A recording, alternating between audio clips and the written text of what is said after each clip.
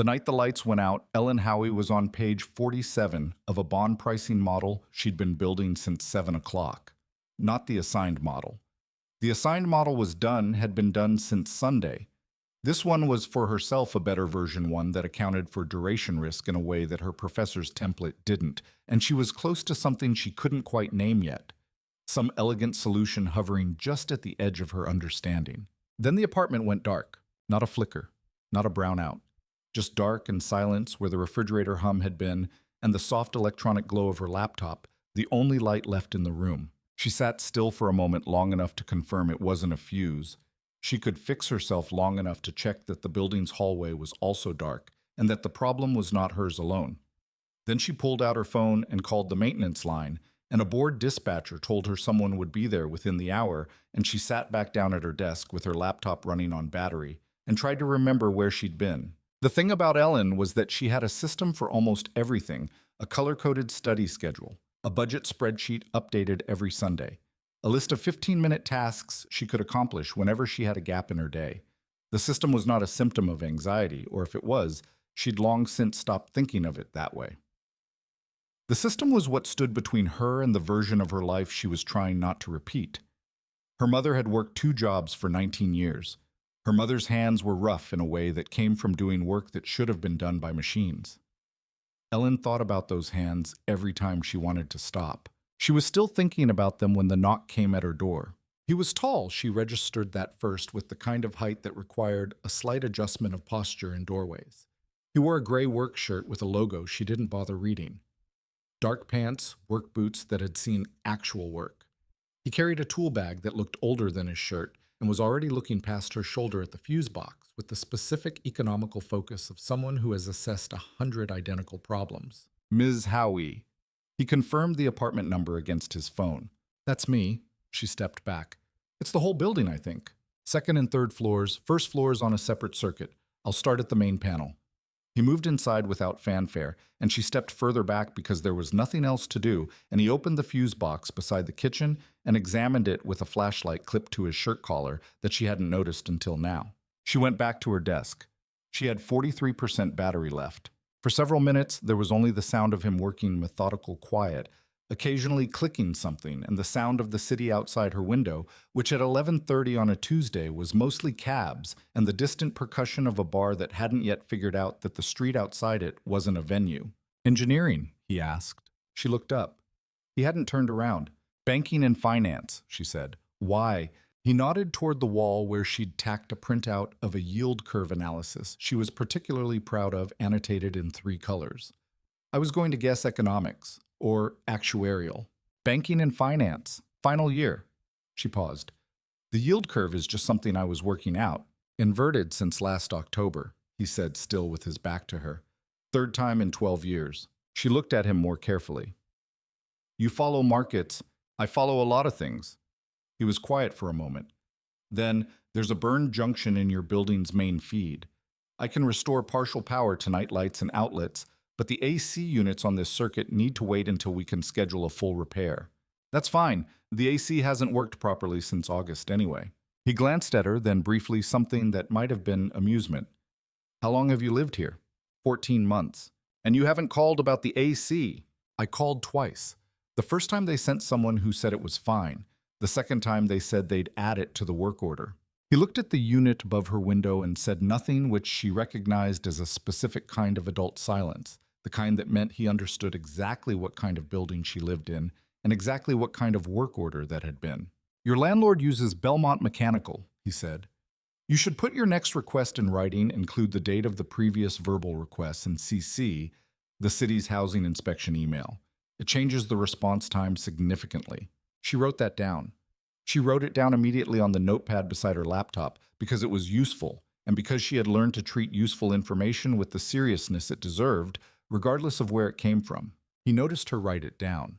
Something in his expression shifted barely just a fraction, and he turned back to the fuse box. 15 minutes later, the lights came on. She'd been sitting in the partial glow of her laptop trying to reconstruct the calculation she'd been in the middle of, and then there was light in the room, and she could see her desk properly, and the coffee mug she'd been reaching for in the dark, and the open textbook, and all the small material facts of her life laid out plainly under 60 watts. Thank you, she said. Seriously. He was already gathering his tools with the organized speed of someone who'd been doing this for a long time. The circuit should hold tonight. They'll need to schedule the full repair within 2 weeks. I'll put that in writing too. He almost smiled. Not quite, but the corners of his eyes did something. Good. She walked him to the door. He had a particular way of moving she noticed unhurried in a way that wasn't slowness, but something closer to deliberateness. Each movement complete before the next one started, as if he'd thought about efficiency so long that it had become unconscious. At the door, he paused. He looked at the yield curve printout again, visible from this angle, and then at the stack of textbooks beside her desk, corporate finance derivatives, financial econometrics, and he said, "What kind of firm are you trying to get into?" She blinked. Maintenance workers didn't usually ask that, but the question wasn't intrusive. It was the way you asked someone something you were genuinely curious about, so she answered honestly. Infrastructure investment, private equity on the institutional side eventually, but I'm applying to internships now. She paused. There's one at Waynecore that I've been preparing for. The application window opens Thursday. He said nothing for a moment, just looked at her bookshelf, a mix of assigned texts and things she'd bought herself, a worn copy of Damodaran's Investment Valuation, a library book on regulatory frameworks that was 3 days overdue. Good luck with it, he said, and his voice was level and ordinary, and she couldn't have said afterward why it stayed with her. She closed the door and went back to her desk, and the calculation was still there, still hovering, and she found it again within 20 minutes. By midnight, she had it. She wrote it up in longhand because she always thought more clearly in longhand, and by 1 in the morning she had 3 pages of notation that she was genuinely proud of, and she went to sleep feeling that specific quiet satisfaction that came from solving something hard. She did not think again about the electrician. Not that night. Thursday morning, she uploaded her application to the Waynecore Capital internship portal, one cover letter that had taken 11 drafts. A resume she'd had 3 people review, and a 10-page analytical brief she'd written specifically for this application. Modeling the infrastructure investment opportunity in 3 Midwest markets using publicly available municipal bond data. The portal confirmation came back within seconds. Application received. Expected response time 3 to 4 weeks. She refreshed the page once and then closed the tab and went to her part-time job at the campus library, where she checked in returns and helped a sophomore find sources on the Spanish bond crisis, and did not allow herself to think about the application because thinking about it would not make it move faster. The response came in 11 days, which was faster than she'd expected. A phone screen, then an in-person interview at Waynecore's downtown office. She prepared for 6 days more seriously than she had prepared for anything, including finals. She read the company's last 3 annual reports, 2 investor letters, and a long-form interview the chairman had given to a financial publication 4 years ago. The chairman, Jack Wayne, 49. The article described him as famously private, analytically rigorous, harder to impress than a Fed examiner. There was one photograph him at a podium turned slightly sideways talking to someone off frame. She looked at the photograph for a long moment. Then she closed the browser and went back to her notes. She did not think about the electrician. The interview was on a Thursday afternoon in late September in a conference room on the 22nd floor with a view of the river and a table large enough to seat 12 people for 3 actual attendees, her, the head of HR, and a senior analyst from the infrastructure investment team. They asked her about duration risk. They asked her about her analytical brief. They asked her what she thought Waynecore was missing in its current approach to Midwest municipal markets. And she told them specifically and honestly what she thought.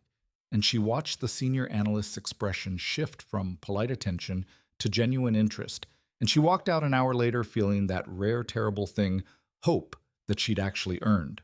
2 days later, they offered her the position. She texted her mother a single line, "I got it." Her mother called immediately and cried, which was the only time in Ellen's memory that her mother had cried about anything that wasn't loss. She began the Monday after Thanksgiving. She arrived 20 minutes early to a building she'd researched down to its lobby configuration. She had her badge waiting at the security desk, a folder with printed copies of her start paperwork, and a plan for the day that accounted for every hour, including lunch. The onboarding orientation was in a large conference room on the 15th floor, attended by 6 other interns and 2 HR coordinators who explained parking validation and email systems, and the company's expense reporting policy with the smooth efficiency of people who'd explained these things many times. Ellen took notes. She always took notes. At 11 o'clock, the orientation ended, and one of the HR coordinators said that the chairman would be stopping by briefly if anyone had questions, and the room shifted slightly, 6 people sitting up a little straighter. The door opened. Ellen was already looking at the door because she'd been watching it since they mentioned him, half out of professional curiosity, half out of the particular alertness of someone who prepares for everything.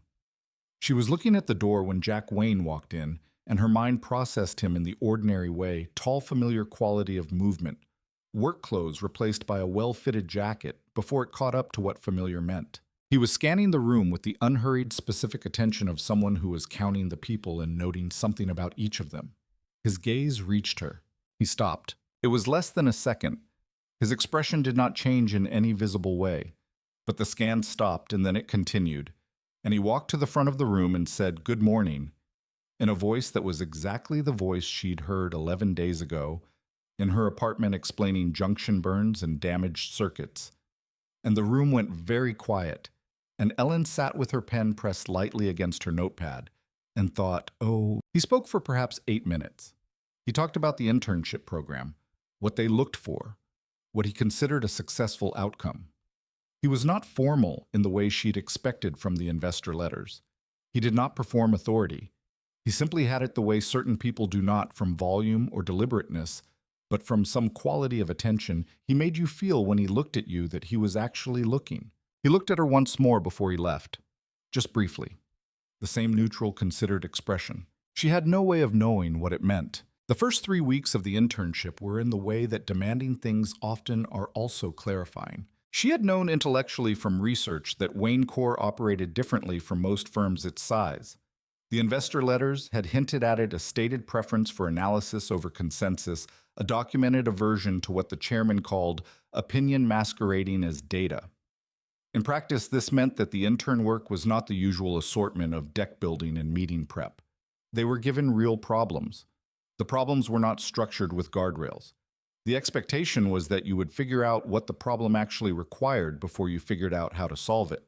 Ellen understood almost immediately why her analytical brief had gotten her the interview. She was assigned to the municipal infrastructure team, a group of 8 analysts and 2 senior managers who covered public-private partnership deals across the Eastern Seaboard and Great Lakes region.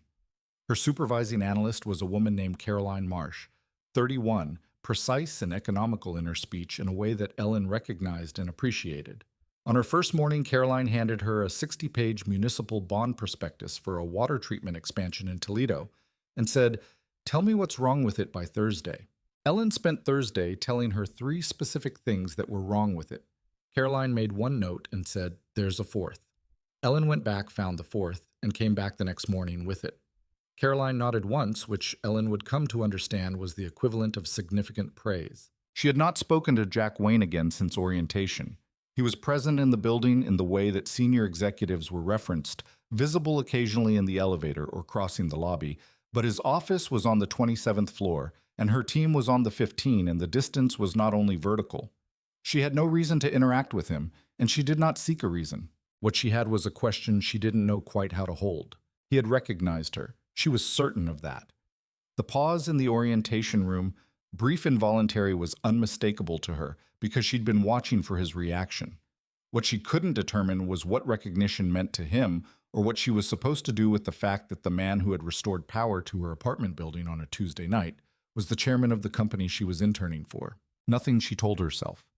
She was supposed to do nothing because there was nothing wrong. He was a person who did field work occasionally. He had done field work in her building. That was the end of it. She was mostly successful at believing this. The 4th week, Caroline asked her to sit in on a meeting with the senior infrastructure team to take notes. It was the kind of meeting she had imagined when she'd been preparing in the abstract, a conference room, actual decisions about actual capital, the specific texture of professional conversations that mattered. She sat at the corner of the table with her laptop open and wrote down everything that seemed relevant, and the meeting ran 40 minutes over, and 3 different analysts disagreed sharply about the risk framework for a toll road refinancing in Michigan, and it was exactly what she wanted it to be. Jack Wayne was not in that meeting. He was in the next one. She didn't know he would be there until she was already seated and the door opened, and then he was in the room. He and another man she didn't recognize, deep in a conversation they didn't interrupt, and he took a seat 2 chairs down from her without looking at the room in general. Then he looked at the room. His eyes moved to her. Ms. Howee. He said it the way you said the name of someone you expected to see, which meant it wasn't an acknowledgement of surprise. Taking notes on the Lakeshore Review? Yes, sir. He nodded once and turned to the other man, and the meeting started, and she wrote down everything she could keep up with. 2/3 of the way through the Michigan toll road came up again. The same disagreement she'd heard the day before, roughly about risk weighting. Jack listened to both positions with the kind of stillness that meant he was actually processing rather than waiting to respond. And then he said, Ellen, you sat in on yesterday's discussion. What did you take away from the counterargument on the municipal guarantee? Everyone looked at her. She was very briefly, perhaps 2 seconds, aware of everyone looking at her. Then she answered because she'd actually been listening and she'd thought about it afterward. She laid out the counterargument accurately and then said, I think the underlying question is whether the state backstop is a guarantee of repayment or a guarantee of service, because those two aren't the same thing, and the documentation is ambiguous about which one applies if the toll revenues fall below the threshold. There was a short silence. The analyst who had made the original counterargument said, That's actually the right question. Jack looked at the analyst, then back at Ellen. His expression was exactly what it had been in her apartment, considered contained with that faint quality of something he wasn't quite saying. Add that framing to the notes, he said. We'll incorporate it into the risk memo. The meeting continued. She wrote, On the elevator back down to 15, she stared at the floor indicator and thought about all the things she hadn't let herself think about for 3 weeks, and then the elevator opened and she went back to her desk and opened the Toledo prospectus, looking for the 5th thing wrong with it. It was raining on this Tuesday of her 6th week when she got to the office early enough to have the small kitchen on 15 entirely to herself, which was the only time she allowed herself to stand at the counter and just think without a screen in front of her. She was thinking about the risk memo, which she'd drafted a section of at Caroline's request, and specifically about a gap in the data she'd been trying to fill and couldn't when someone came into the kitchen. She heard him before she saw him. The particular sound of someone who moves without announcing themselves. And then he was at the coffee machine beside the window, and she registered that it was the chairman and looked back at the counter, because there was nothing to say, and she had learned in 6 weeks that saying nothing was usually right when you weren't sure what was right. The weather radio is calling this a 5-inch event, he said without looking away from the coffee machine. I walked in from the subway. I can confirm. He poured a cup. He looked at the window, which was opaque with rain, and then at her. How's the Toledo work coming? I found the 4th thing. I'm looking for a 5th. There might not be a 5th. There might be. He picked up his cup. The risk memo section you drafted on guarantee ambiguity. Did you pull the Dayton precedent? She hesitated. Not directly. I worked from the primary documentation. There's a 2019 municipal default in Dayton that dealt with an almost identical guarantee structure. The resolution proceedings have a legal opinion that defines the distinction you raised in the meeting. He set his coffee down and wrote something on the notepad she hadn't noticed him carrying, tore the page off, and handed it to her. It was a case number and a filing date, and the URL for the Ohio Municipal Bond Database. She looked at it. Thank you. It doesn't settle the question. It gives you one court's interpretation of it. That's more than I had. He picked up his coffee again. He was looking at her in that particular way he had, as if he were reading something not in a rude or invasive way, but in the way of someone genuinely curious about what they were seeing. She found to her surprise that she didn't mind it. Usually she minded being looked at as a subject of study. With him it was different. It felt less like assessment and more like attention. You're applying for the spring continuation, he asked. If you're accepting applications. We are. He moved toward the door, then paused. Dayton, 2019. Don't just read the opinion, read the dissent. He was gone before she could respond. She looked at the piece of paper in her hand for a moment, then folded it carefully and put it in her jacket pocket and went to find the Ohio Municipal Bond Database. Chan. The Dayton case was exactly what he'd said it was. The opinion established a distinction. The dissent complicated it in a way that was actually more useful than the majority's interpretation, because it identified 3 conditions under which the distinction collapsed, and one of those conditions applied directly to the Toledo situation. She had a complete draft of the risk memo section by Thursday afternoon. Caroline read it twice, made two small notes, said, "This is good work," which from Caroline was a speech. Bece. On the Friday of that week, she took the subway home in the early evening, still light, barely the October sky, doing that thing where it turned the buildings amber, and sat with her bag in her lap and thought about the internship in the way she'd been avoiding for a month. Not tactically, not the list of tasks and milestones, but the larger question of what this place was and whether she fit inside it. She was good at this work. She had always suspected she would be good at this kind of work, but suspicion and experience were different things, and experience was telling her something she'd been careful not to let herself believe too completely. She was good at it. Caroline trusted her. The analysis she was doing was real analysis, not decoration. And there was the question of Jack Wayne, which she turned over briefly and then set down again. The question was not complicated exactly. It was just not simple either. He had been in her apartment. He had restored power with his own hands to a building that charged her $1,900 a month for an apartment with a broken air conditioner. He had sat in her kitchen's insufficient light and talked about yield curves. He was the chairman of a multinational company. He had given her a case number on a piece of notepaper. None of these facts contradicted each other. They were just together something she didn't have a category for. The subway stopped. She got off and walked the 4 blocks to her building in the dark. Her lights were on. She noticed them from the street, her window. Third floor glowing, and felt something release in her chest that she hadn't known was tight. She went upstairs, made dinner, and called her mother and told her the Toledo risk memo was going to a senior partner in the morning, and her mother said, "I'm so proud of you, Elle," in the voice she saved for things she meant completely, and Ellen sat at her kitchen table with her phone pressed to her ear and thought, "I am doing something real here." She went to sleep at 11, which was early for her, and did not dream about anything she could remember. And The email came on a Monday in the second month internal routing, addressed to the full municipal infrastructure team. There was an irregularity in the quarterly financial reports, not a large one, or not obviously large, but a pattern that someone in compliance had flagged, and the team was asked to set aside the afternoon for a review. Caroline forwarded it with a single line, "Come prepared." Ellen read the original compliance note twice. Then she opened the quarterly reports in question and began going through them. By noon, she had found something she wasn't sure how to feel about. The irregularity was real. The pattern was not random. And the section of the reporting that contained it was one she recognized because she'd been the one to pull the underlying data for it 6 weeks ago before she understood what it was for. She sat for a moment with that knowledge. Then she closed the reports and went to find Caroline. The afternoon meeting lasted 3 hours. At the end of it, nobody had a resolution, but the shape of the problem was clearer.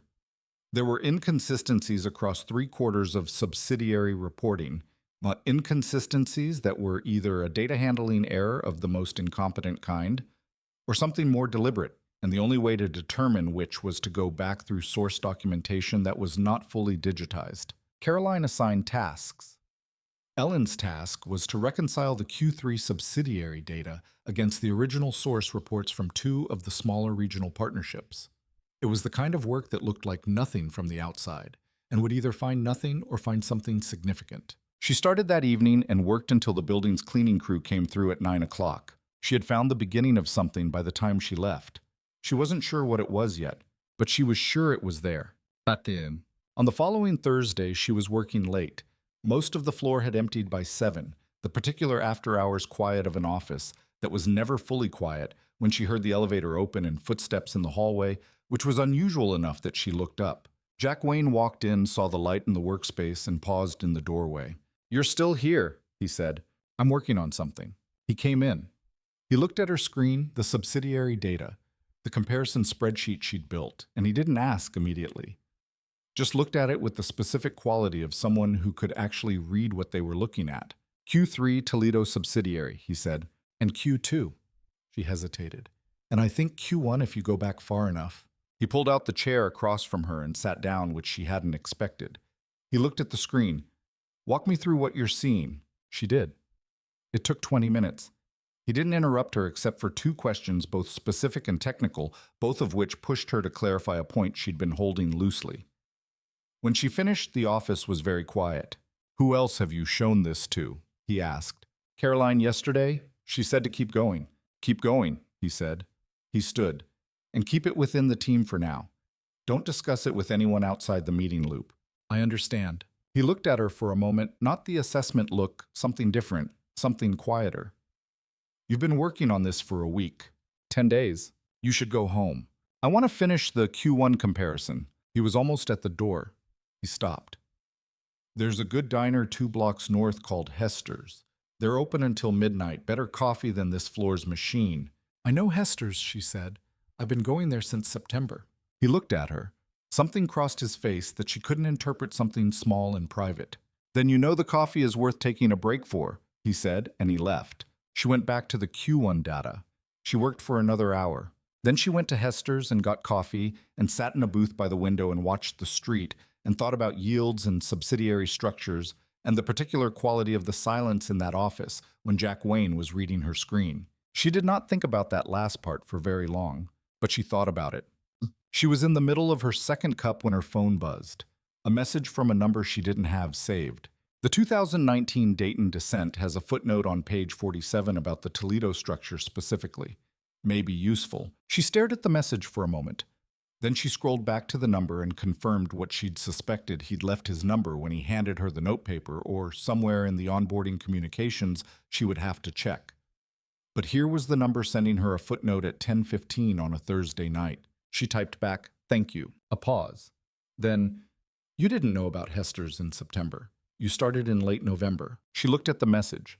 She looked at it for a long time. Then she typed, "I like the coffee.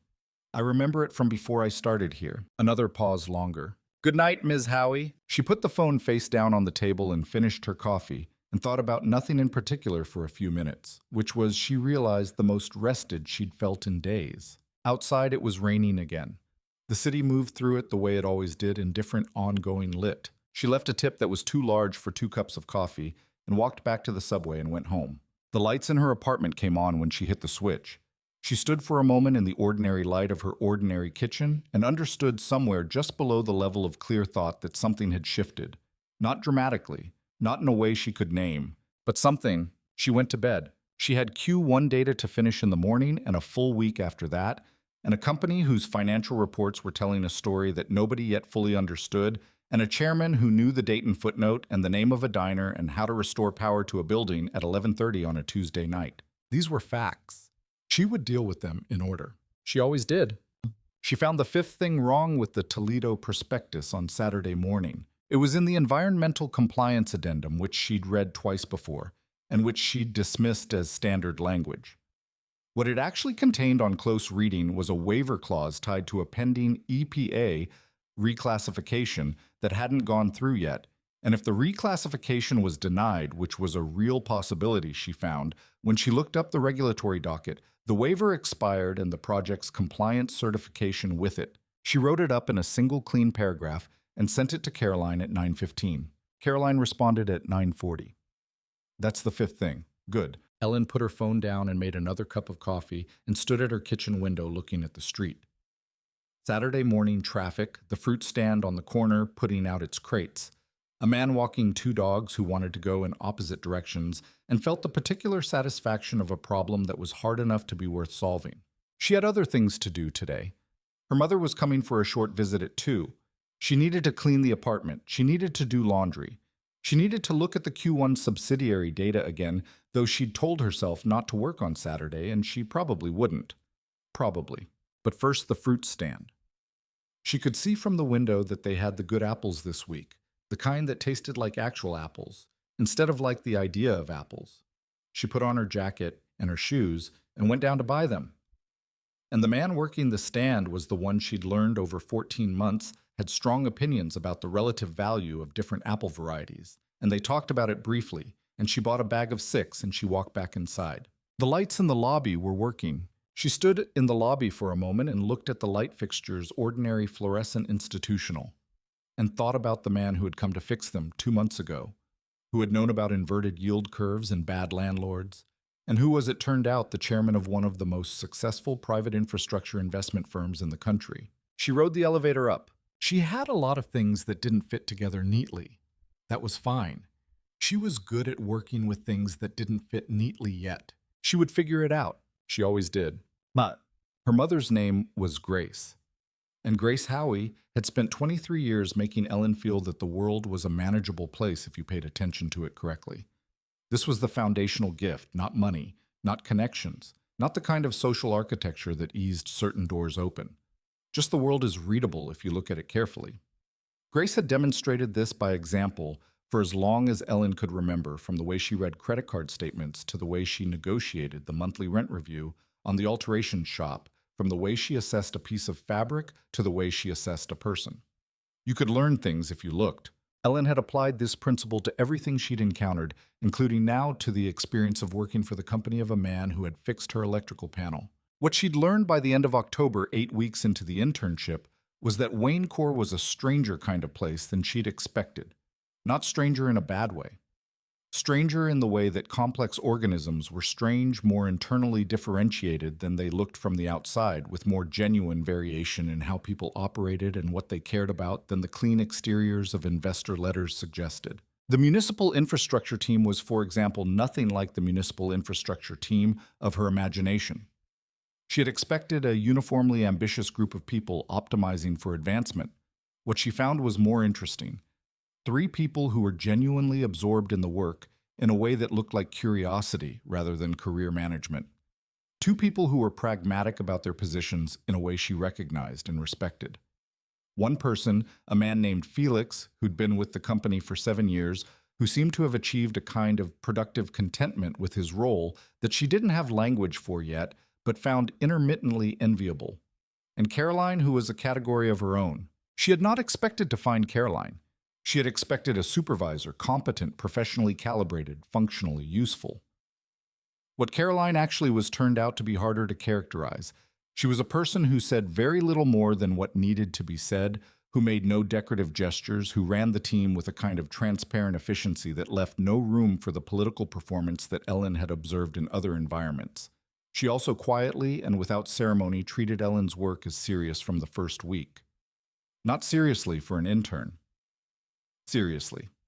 The Toledo prospectus analysis was not an intern assignment. It was real analysis of a real project, and Caroline's expectation that it would be done correctly was not an expectation she'd modified for Ellen's status.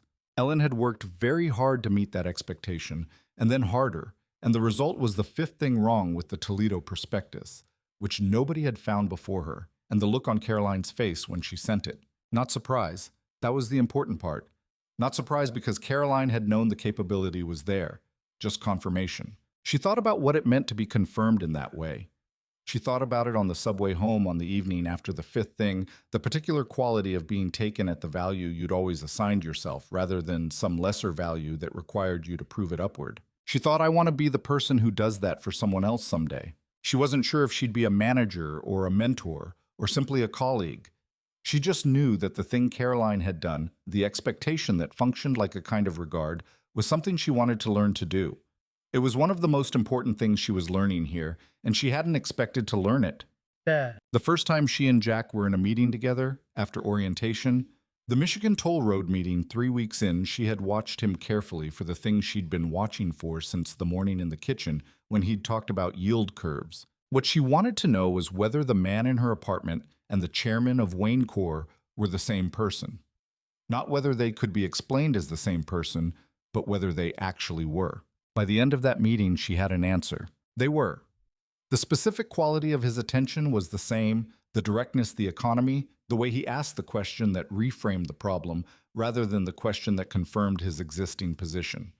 He didn't perform knowledge in the meeting room. He used it. He didn't perform authority. It was simply there the way things were simply there when they were genuinely held rather than claimed. The question she'd been carrying since September. How are these the same person? Dissolved in that meeting room into a different question. How had she expected them to be different? Status was a layer people added, she understood now, or a layer that got added to them. Jack Wayne had accumulated status the way certain processes accumulated sediment, not because he'd sought it, but because he'd been doing the same things in the same direction for a long time. The man underneath the sediment was the man in the kitchen at 11:30 at night reading her yield curve analysis with the economical attention of someone genuinely curious. She found this both reassuring and, in a way, she wasn't ready to examine something else. She went back to the Toledo prospectus.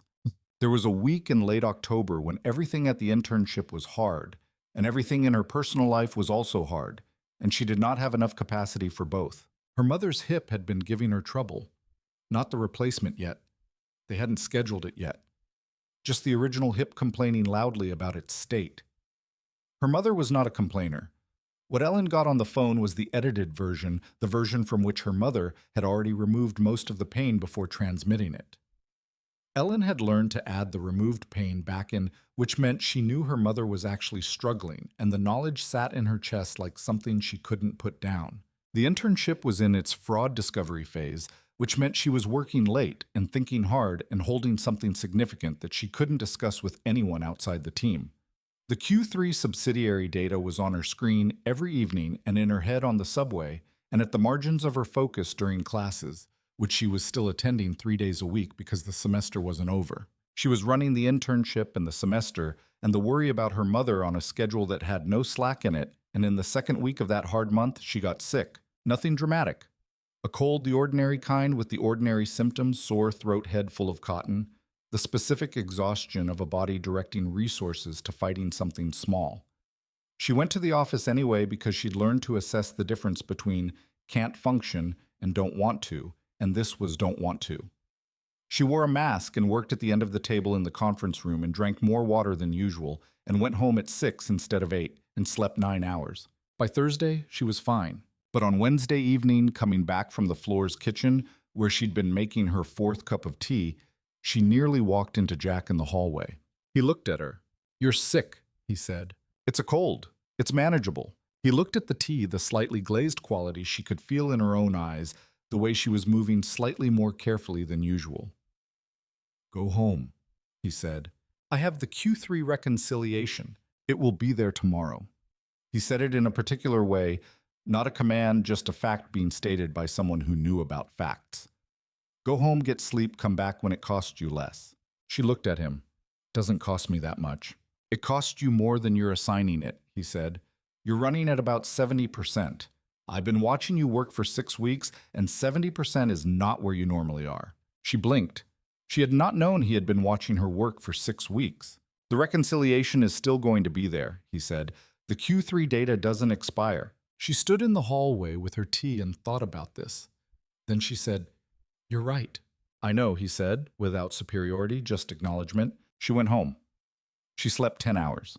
She came back Thursday at full capacity and finished the Q3 reconciliation by noon, which was faster than she would have finished it on Wednesday at 70%. She didn't say anything to him about it, but she thought about what it meant that he'd been watching her work for 6 weeks, and that watching her work had produced the observation that she was running at 70%. She had not known he was tracking her that closely. She hadn't known whether to know. She knew now. November was when the internship started to feel real in a different way. Not real as in serious. It had been serious from the first week the Toledo prospectus had made sure of that. Real as in, this is a place I might belong to. The distinction was subtle, and she hadn't expected to feel it so specifically. She had expected to evaluate the internship the way she evaluated other things against a list of criteria rationally, with appropriate weight assigned to each.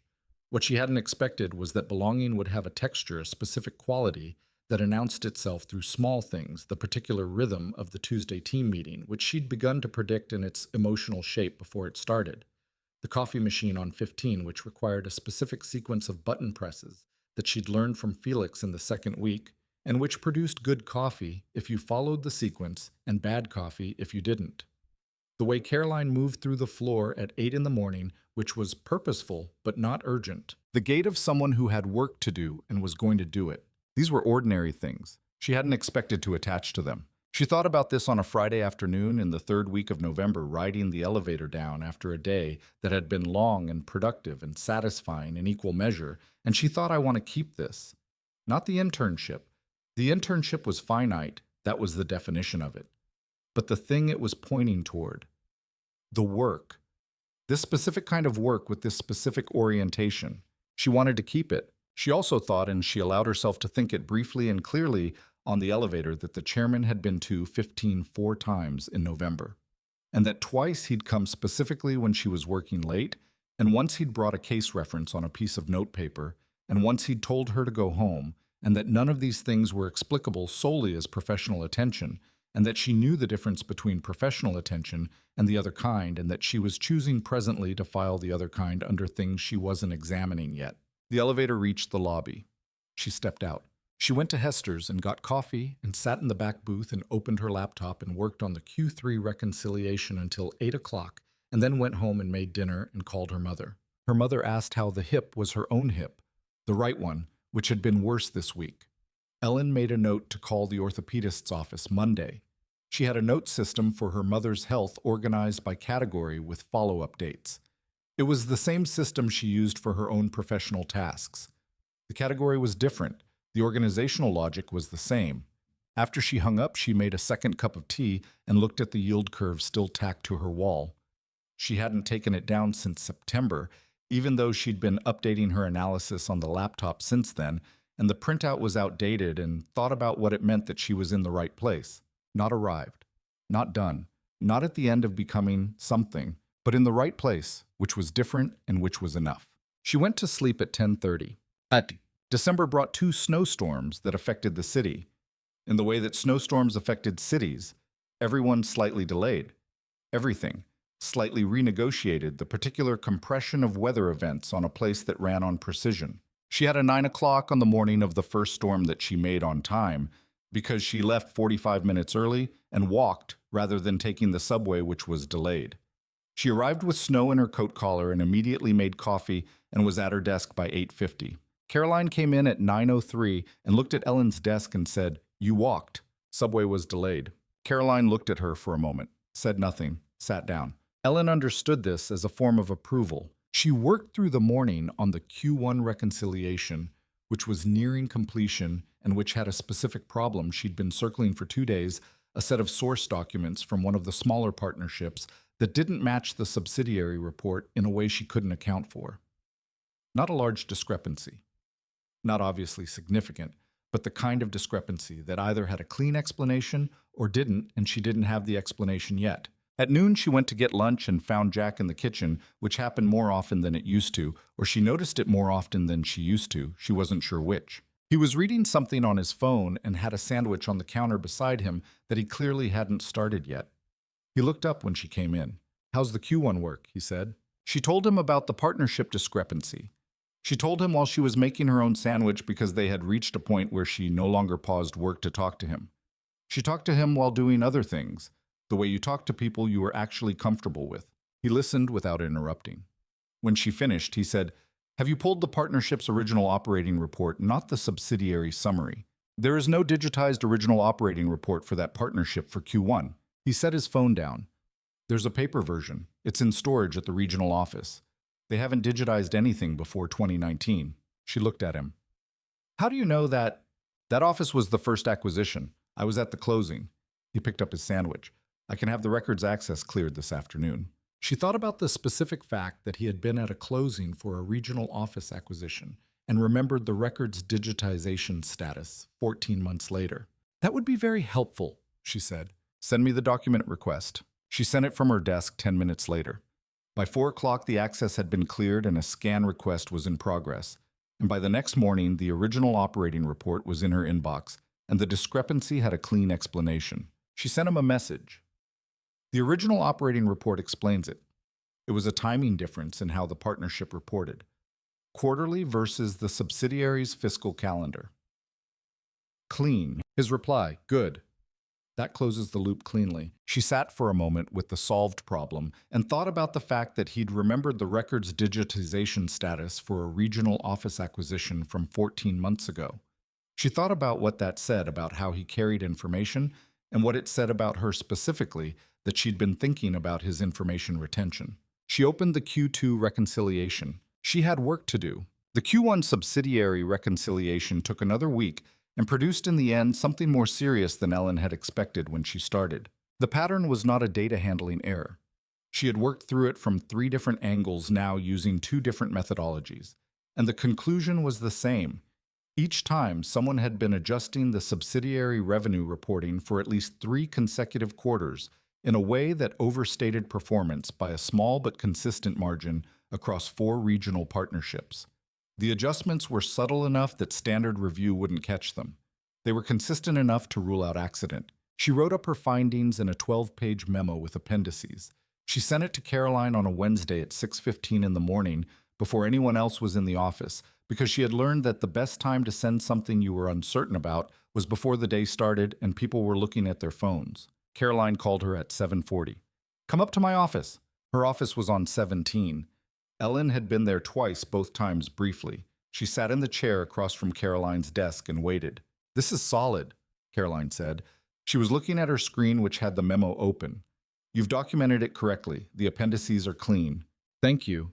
This goes to the chairman today. I'm putting your name on the submission because you found it and you documented it, and that's how it should work." She looked up from the screen. "Are you comfortable with that?" Ellen hadn't expected the question. "Yes." "It may require you to walk him through it." "I can do that." Caroline held her gaze for a moment. "This is not comfortable territory. You've been here less than 2 months. This involves senior-level reporting. If it goes where I think it goes, it will be unpleasant." "I understand. I'm asking if you understand and also if you're sure." Ellen thought about the Q3 data she'd stared at for 10 days. She thought about the specific cleanness of the adjustment pattern.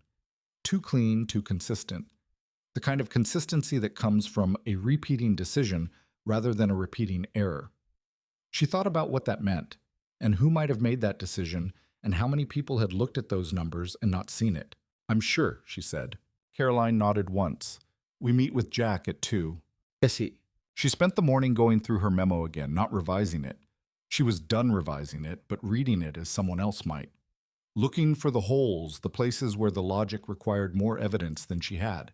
She found 2 noted them, prepared to say clearly that she hadn't closed those specific loops yet. She had been told once by a professor she trusted that the only thing worse than missing something was pretending you hadn't missed it. At 12:30, she went to Hester's and ate a sandwich at the counter and did not think about the meeting. She thought about a problem set she was working on for her corporate restructuring course, which was due Friday and which she had been putting off because the internship had absorbed most of her capacity. At 1:45, she went back to the building and took the elevator to 27. The 27th floor was different from 15 in the way that every executive floor was different. Quieter, more materials that cost more, a particular quality of air that had nothing to do with HVAC. The reception was understated. A desk, a seating area with 2 chairs, views in 2 directions. The receptionist told her to go in. Jack's office was large, but not extravagant. One wall was glass the river and the skyline, the particular angle of afternoon light. A desk that was actually occupied 2 screens, papers, 3 notebooks, a coffee cup that was clearly not the first of the day. A work table along one wall where he appeared to have been working before they came in drawings and specs that she registered briefly as infrastructure schematics. He was already standing when they entered. "Caroline," he looked at Ellen. "Miss Howee." She looked back at him. He was in a jacket today, not the field clothes, not the button-down she'd seen in the meeting room, something that fell between them in a register she didn't have a precise name for. He looked like himself. She didn't know what that meant exactly, that he looked like himself, because she'd seen him in 2 different contexts, and both of them had been somehow consistent. "Sit down," he said, and they did, and he sat across from them at the work table and had her memo pulled up on a tablet.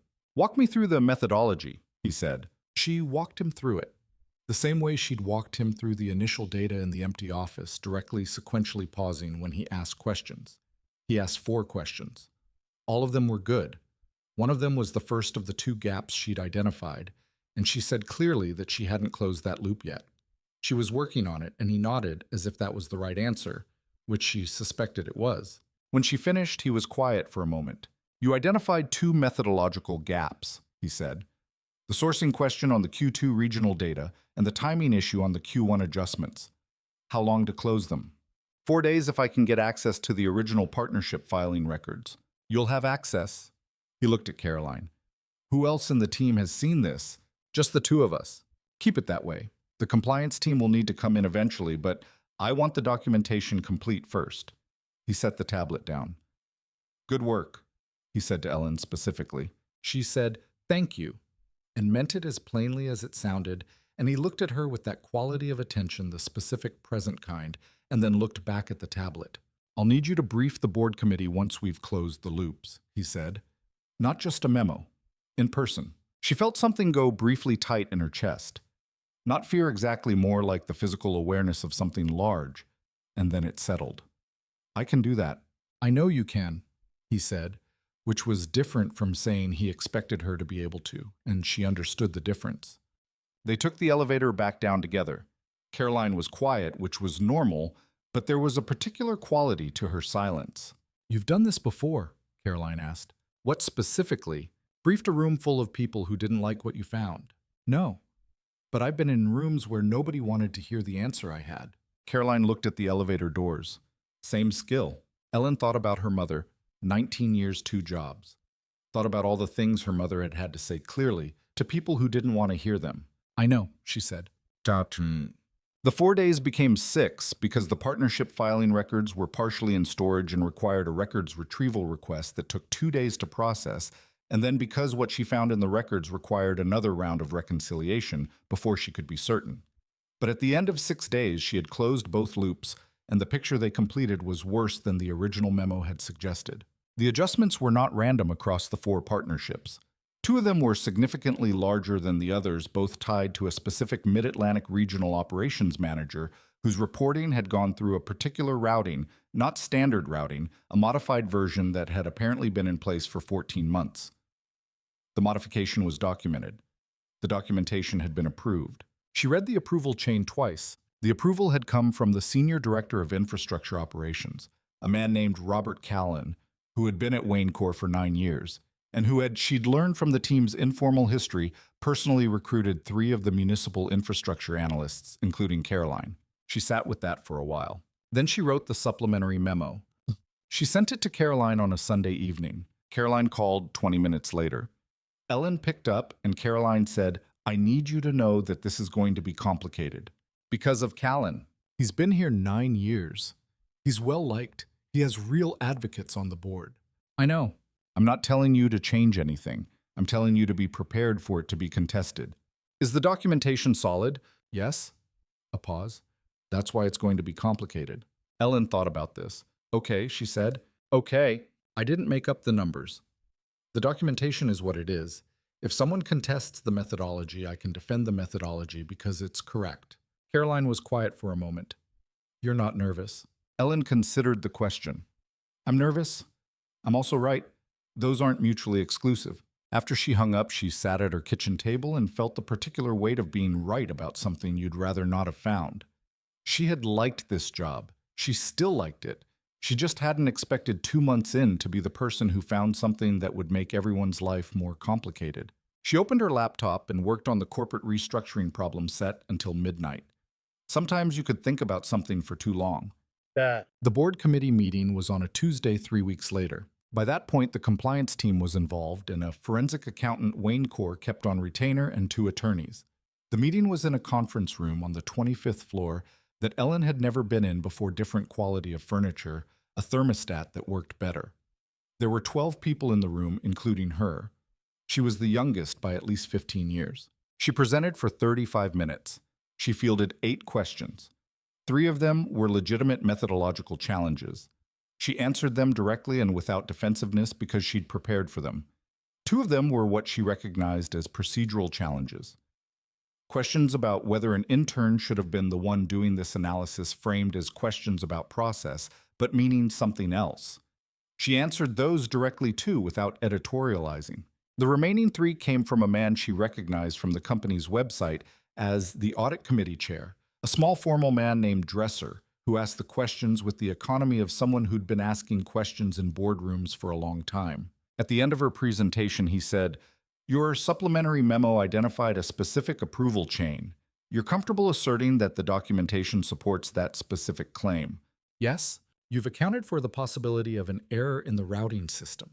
The routing modification was manual, not systematic. I've documented the access log. And you're aware that this will initiate a formal investigation of a senior employee?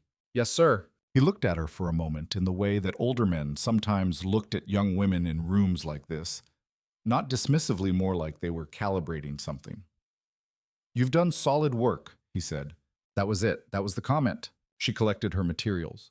The meeting continued without her. They were moving into a discussion she didn't need to be part of. She took the elevator down to 15 and went to her desk and opened the Toledo prospectus, which was still sitting in her queue, and began rereading the environmental compliance addendum because she needed something concrete to do. 20 minutes later, her phone buzzed. Good work today. JW. She looked at the message for a moment. She typed back, "Thank you. I hope the next part is straightforward." His reply, "It won't be." A pause. Then, "But you held up well." She put the phone face down and went back to the prospectus. Robert Callan was placed on administrative leave the following Thursday. The company's internal communications were careful. No names, no specifics, the language of due process and ongoing review. But in a team of 8 people where 5 had known Callan for years, careful language only did so much. The dynamic on 15 changed. In the way that dynamics change when something real and unpleasant has happened, people were quieter, more careful in small ways, slightly less willing to have the casual half-conversations that normally happened in the kitchen or in the hallway near the elevator. Ellen had been careful to be neutral in all visible ways, which meant she said nothing about the investigation to anyone who wasn't directly involved, and answered questions about how she was doing with answers about how she was doing. She was doing fine. She was also aware of being watched in a way that she hadn't been before, not with hostility, but with the particular attention that people paid to someone who had shaken something. She understood it. It wasn't comfortable, but she understood it. One morning in the kitchen, an analyst named Priya, who had been politely distant for 3 weeks, made her coffee, and then said without looking directly at Ellen, "For what it's worth, the numbers were wrong. That's not your fault." Ellen said, "Thank you." Priya said, "I just wanted to say that," and left. It was a small thing. It mattered. She had a regular check-in with Caroline on a Friday in late January. They covered her current projects Toledo was moving into final review. She'd picked up a second assignment on a highway refinancing in Pennsylvania, and then Caroline said, "How are you managing?" "Fine. The team has been adjusting. I've noticed. Most of them will come around. A few of them won't, and they'll leave eventually for other reasons." Caroline looked at her desk rather than at Ellen. Callan was well liked. He also manipulated financial reports for over a year. These things can both be true. "I know. I want to make sure you know that your work on this was the right call, not just technically, as a matter of professional judgment." Ellen looked at her. "I know that too." Caroline looked up. Something in her expression shifted. It stayed professional. It didn't become warm, but there was something there. "Good," she said. It was Jack who told her in February that the fraud investigation had widened. She was in the small conference room on 15, working through the Pennsylvania highway data. When he appeared in the doorway, he came to 15 more often now. Or she noticed him more. She wasn't sure which and said, "Do you have 20 minutes?" She did. They walked to the larger conference room at the end of the hall, the one with the city view she'd started to think of as the real office, the place where things that mattered were decided, and he sat across from her with his jacket off and a folder open and his coffee next to the folder. And she thought not for the first time that he looked more like himself in this room than in the more formal ones. "The forensic accountant has gone back 2 years, he said. "The pattern starts before Callan's promotion to director." She processed this.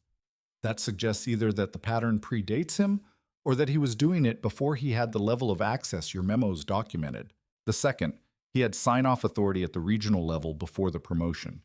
The routing modification was more visible after, but the adjustment behavior started earlier. He looked at her. "What does that tell you?" "That it was systematic from the beginning, not opportunistic." "Yes." He closed the folder. "The question becomes who else knew." "That's not a question I can answer with the data I have." "No. The attorneys are handling that part now." He picked up his coffee. "I'm telling you because you're going to hear things as this moves forward, and some of those things will be speculation, and I want you to be able to distinguish what you actually know from what you're hearing." She thought about this. "Is there a reason you're telling me specifically?" He considered the question, which was itself interesting. He didn't deflect it. "You found it. That gives you a particular relationship to the facts. It also means you're going to be in the middle of whatever version of this becomes public, even if your name isn't visible." "I understand. Are you okay with that?"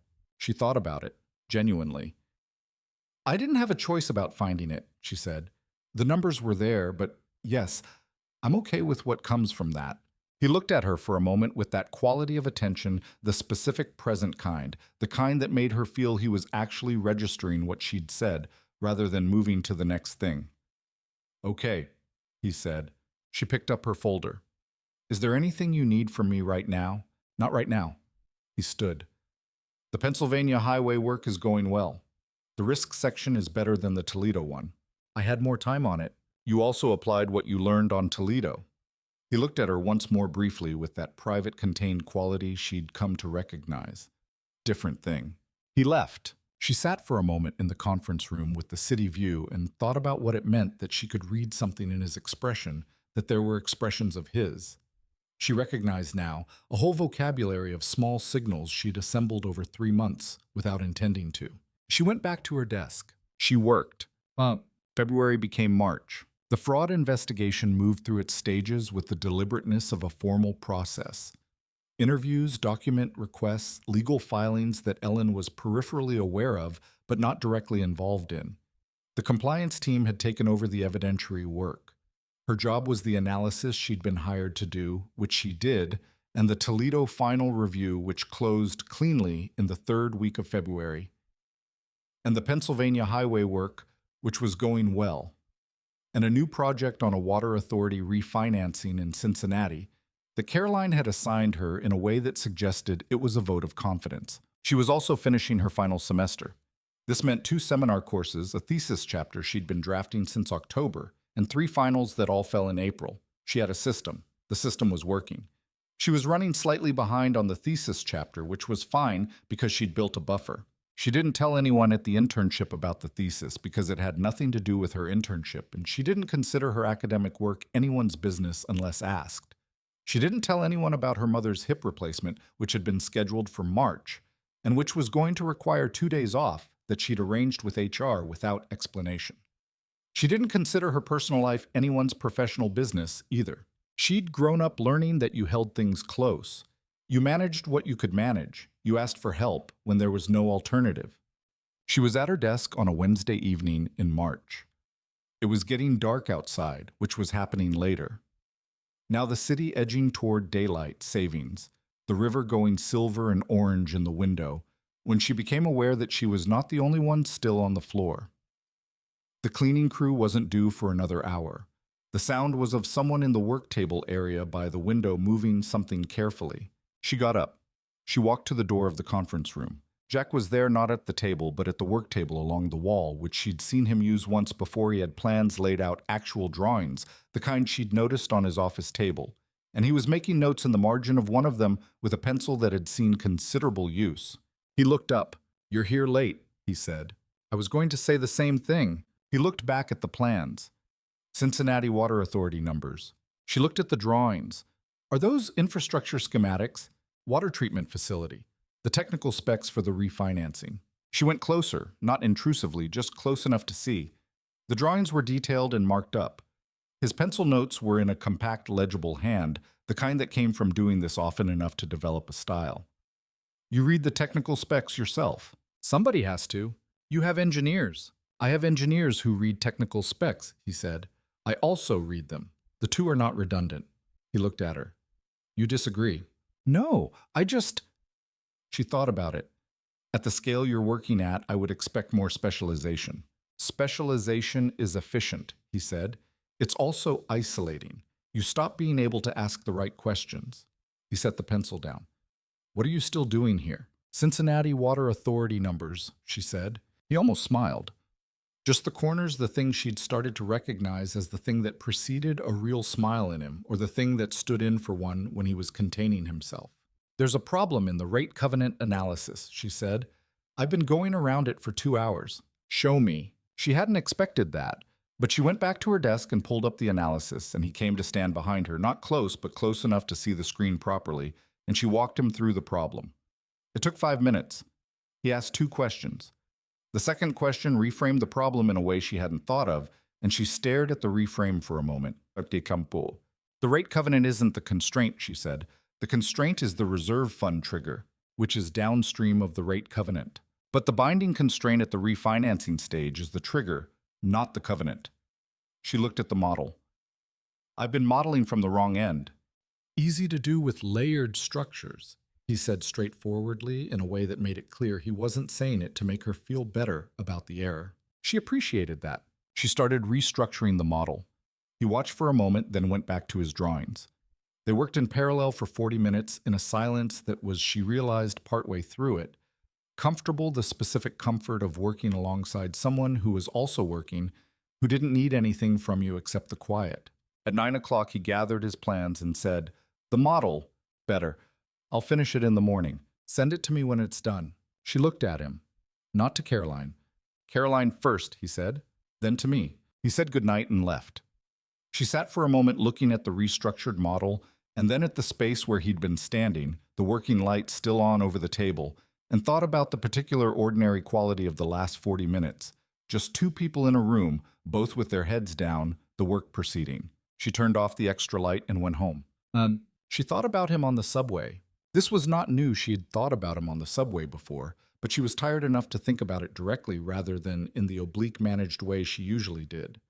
She thought about what she knew, which was he had come to her building in the middle of the night to fix the electrical system and had done it with his own hands. He had talked to her about yield curves and landlord documentation. He had given her his number and a case reference and a footnote on a Sunday night. He had sat across from her in a conference room and asked her to walk him through 12 pages of financial irregularities and had listened to every word. He had stood behind her while she worked on a rate covenant problem and asked the question that reframed everything. He was also the chairman of a company and 49 years old and a man she worked for technically in the specific and precise sense that the success of her internship depended on decisions he had authority over. These were all true at the same time. She told herself, doing anything about any of this. She was an intern. She was 23. She was finishing her thesis and helping her mother through a hip replacement and trying to model a rate covenant correctly. She was also, and she allowed herself to know this on the subway, not indifferent. She was not doing anything about it, and she wasn't going to do anything about it, and she also wasn't indifferent. The subway stopped. She got off. She went home and called her mother and talked about the hip replacement logistics, and made a grocery list for Saturday, and went to bed. She was fine. She was doing her job. The rate covenant model would be better in the morning. It was. March ended with the announcement that Robert Callan had resigned, that Wayne Corps was conducting a review of its internal reporting controls, and that the audit committee had commissioned an independent assessment of the previous 2 fiscal years. The statement was careful and professional and said exactly as much as it needed to say. Ellen read it twice and felt the particular flatness of something being concluded that had been ongoing. She sent a message to Caroline. Saw the announcement. Caroline's reply. "It's not over, but the hard part is done.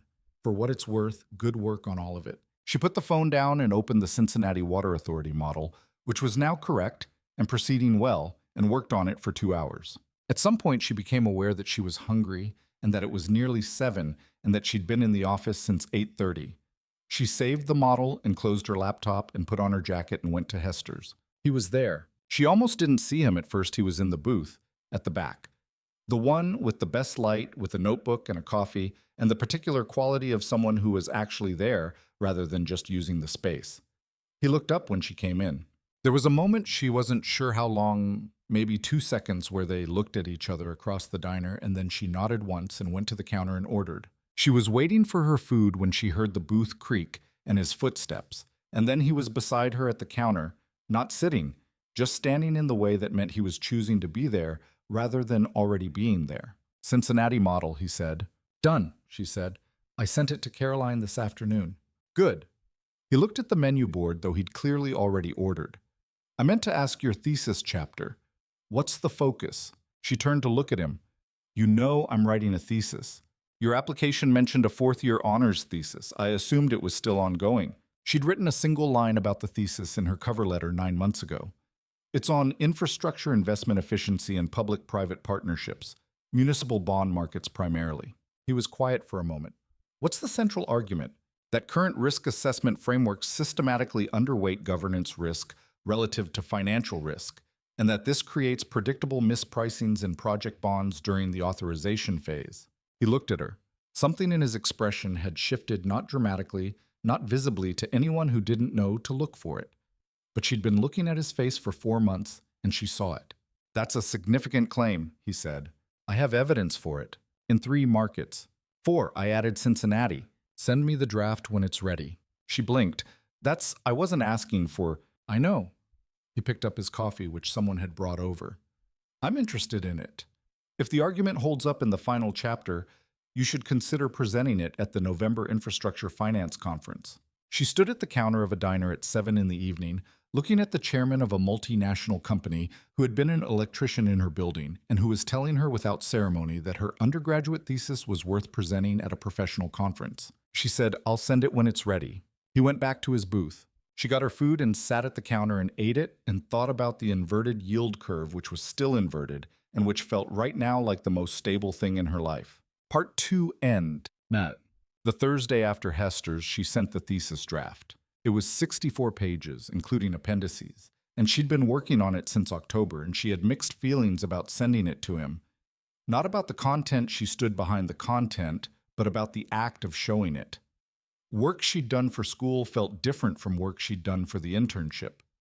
The internship work was his or the company's. The thesis was hers. She sent it anyway because she had said she would.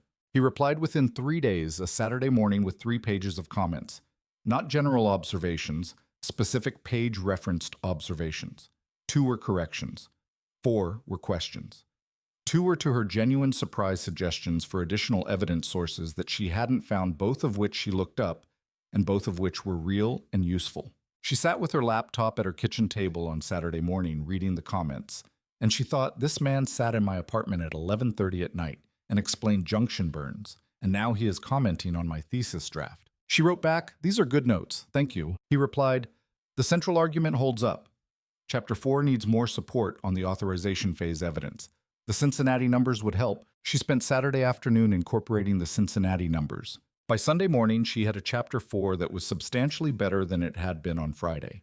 And she sat back and looked at what she'd built and felt the particular satisfaction of something clicking into place. And she understood that it was a little bit his and a little bit hers, and that she couldn't fully separate those things, and she was going to have to figure out what she thought about that. Later.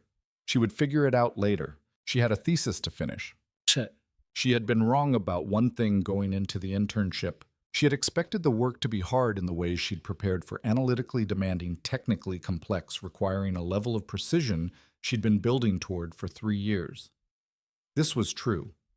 What she hadn't expected was the social difficulty, not interpersonal in the usual sense, but the particular difficulty of being the newest and youngest person in a room where history mattered. The municipal infrastructure team had been together in its current configuration for 3 years.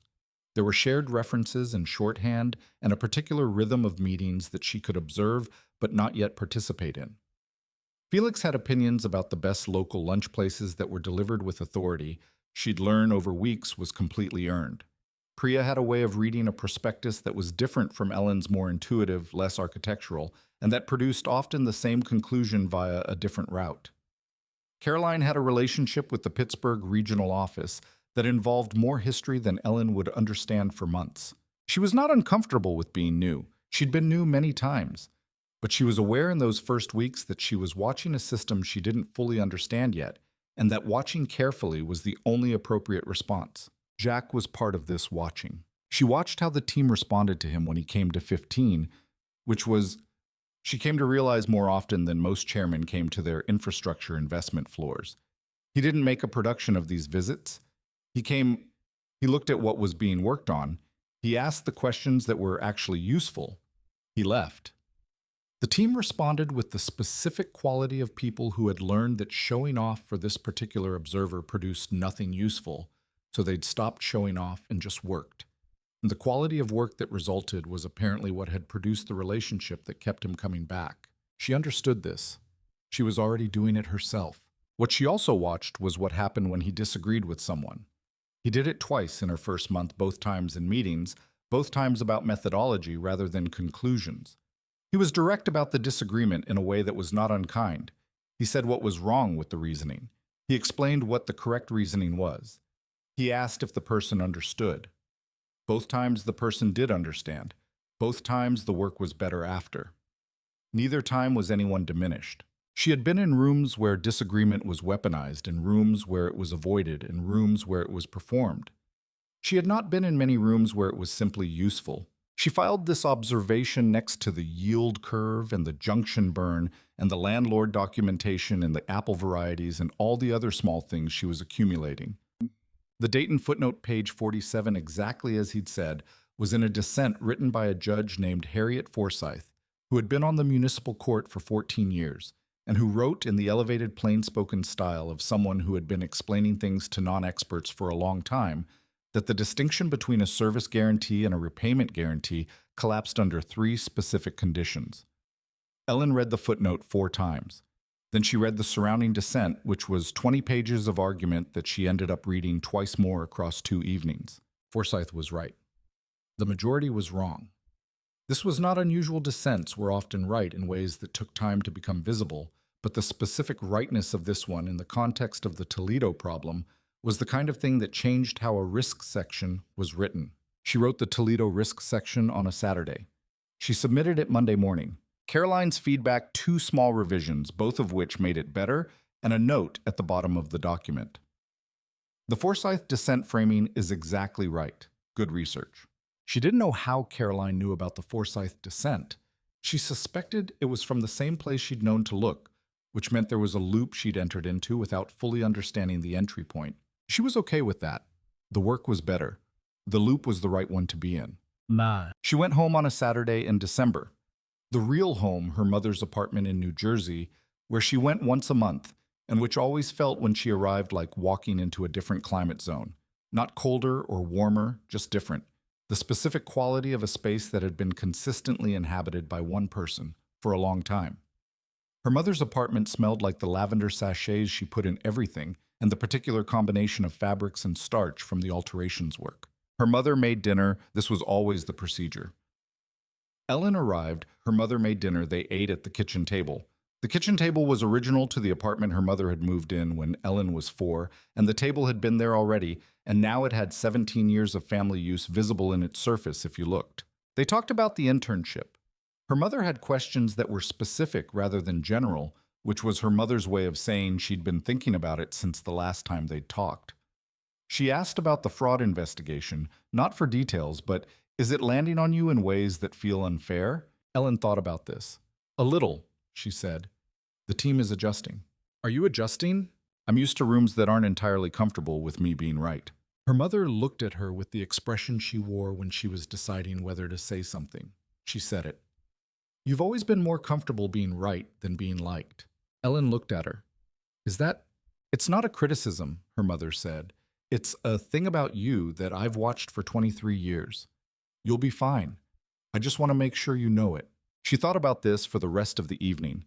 She thought about Priya coming to her desk and saying, for what it's worth, the numbers were wrong. She thought about Caroline's careful phrasing of her question about whether Ellen was sure. She thought about Felix, who had been politely distant for 2 weeks after the administrative leave announcement and had then, without comment, resumed being exactly as he'd been before. She thought about what it meant to be in a room where the people were adjusting to a thing you'd done and what the adjustment looked like and whether she'd been reading it correctly. She'd been reading it as discomfort. Some of it was discomfort, but some of it she revised now as something else. The particular adjustment of people who were not sure yet what to make of a person who was more than they'd anticipated. She could work with that.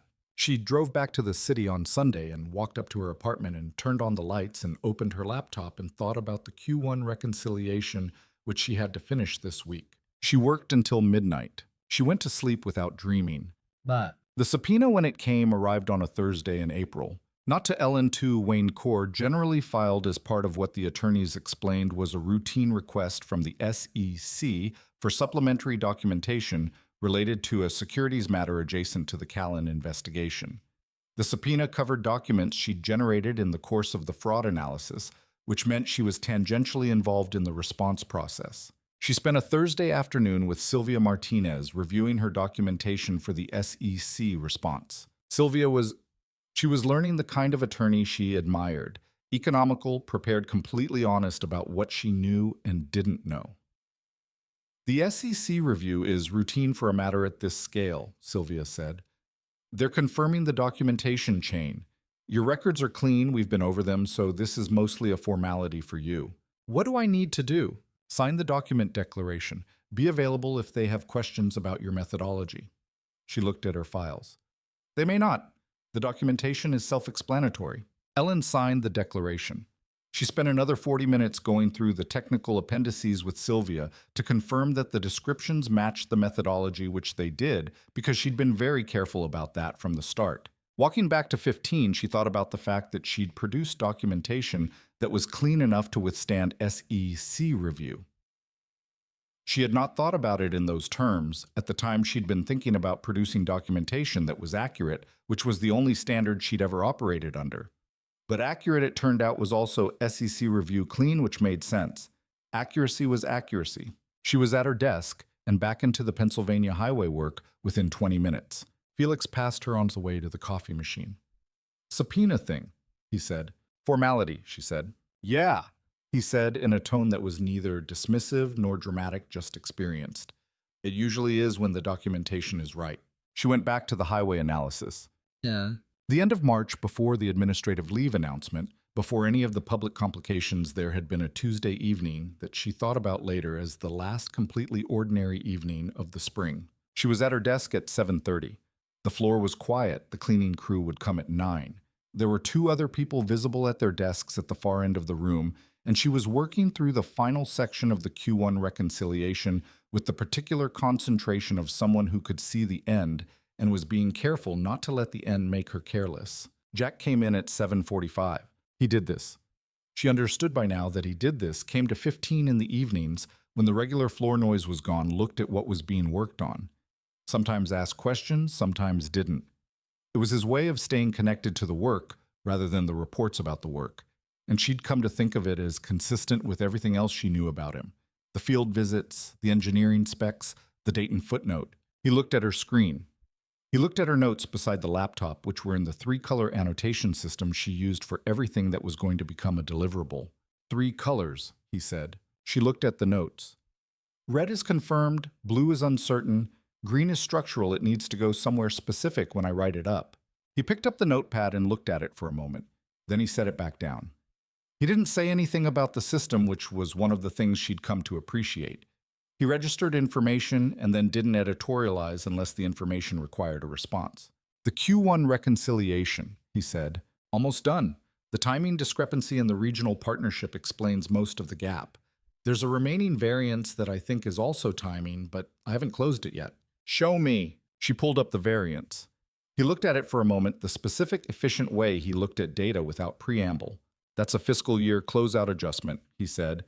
The partnership runs on a calendar year. The subsidiary account runs on the company's fiscal year. The quarter doesn't align. She looked at the numbers. So the variance is structural rather than structural. Not an error, not a manipulation. A calendar misalignment that should have been documented in the account notes. He looked at her. Is it? I don't. She pulled up the account notes, looked through them. No, there's no calendar year note. That's a documentation gap, he said, not a fraud indicator. But it needs to be closed in the notes or it'll flag in every future audit. She made a note. She made it in green. He saw this and almost smiled the corners the things she recognized. Green, he said. Structural, she said. It goes in the reconciliation memo notes section. Send me the final memo when it's done, he said. I will. He left. She worked for another hour. The reconciliation memo included a note in the account documentation section explaining the fiscal year calendar misalignment and recommending that all subsidiary accounts with calendar year partnerships include explicit calendar notes going forward. Caroline read it the next morning and said, "Good catch on the calendar documentation gap. The auditors should have flagged this years ago." It was not, Ellen thought, a good catch. It was a green note. It was the system working. She went back to work. April arrived the way it always did in the city without warning.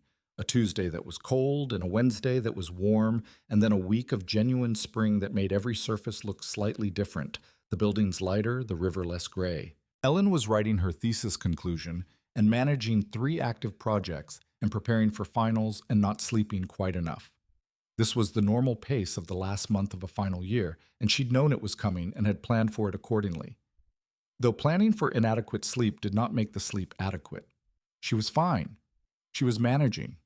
She was occasionally in the office past 9 on nights when her mother wasn't calling to discuss the hip replacement recovery, which was going well, and the specific complications of going well, which included her mother being bored and her mother's friend Diane visiting every day with food her mother didn't want. The thesis draft she'd sent to Jack had come back with the 3-page commentary. She had incorporated the notes and sent an update, and the second round of comments was a single page, mostly approvals. One remaining question on the authorization phase evidence and a note at the bottom. This is ready. She had read that note 4 times. She had not responded to it in a way that addressed the note directly. She had responded to the specific question about the evidence. She was choosing that. The late evenings in the office in April had a particular quality she was beginning to recognize. The building at 8 or 9 o'clock was a different place than the building at 10 in the morning. Quieter, more honest somehow.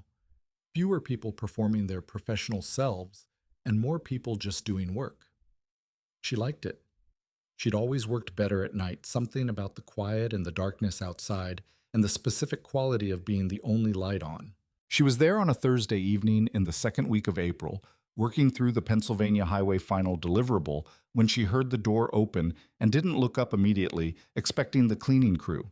Then she became aware that whoever had come in wasn't moving like the cleaning crew, and she looked up. Jack came in with his jacket over one arm and the toolbox she'd seen twice before, the old one, the one that looked like it had belonged to someone. And he set the jacket over the back of a chair and opened the toolbox and went to the overhead fixture at the far end of the room that she'd been aware for weeks was flickering. She watched him for a moment. He had the flashlight clipped to his shirt again, the compact one, and he'd pulled a step stool from somewhere. Apparently he knew where the step stool lived, and he was examining the fixture with the focused, unhurried attention he brought to everything. She should say something. She was trying to figure out what. "Does facilities know you're doing that?" she said. "I called it in 6 weeks ago." He said it without looking down. "They haven't gotten to it. So you're just fixing it." He reached into the toolbox. "The ballast is going. It'll fail completely within 2 weeks." She looked at the flickering fixture, then at him. She thought about the lobby of her apartment building, the institutional fluorescence, the same focused quality of someone who was doing a thing rather than performing doing a thing. "Why do you know how to do this?" she said. "You mentioned your father." He glanced down at her briefly. He was an electrician, the trade variety residential and commercial for 32 years.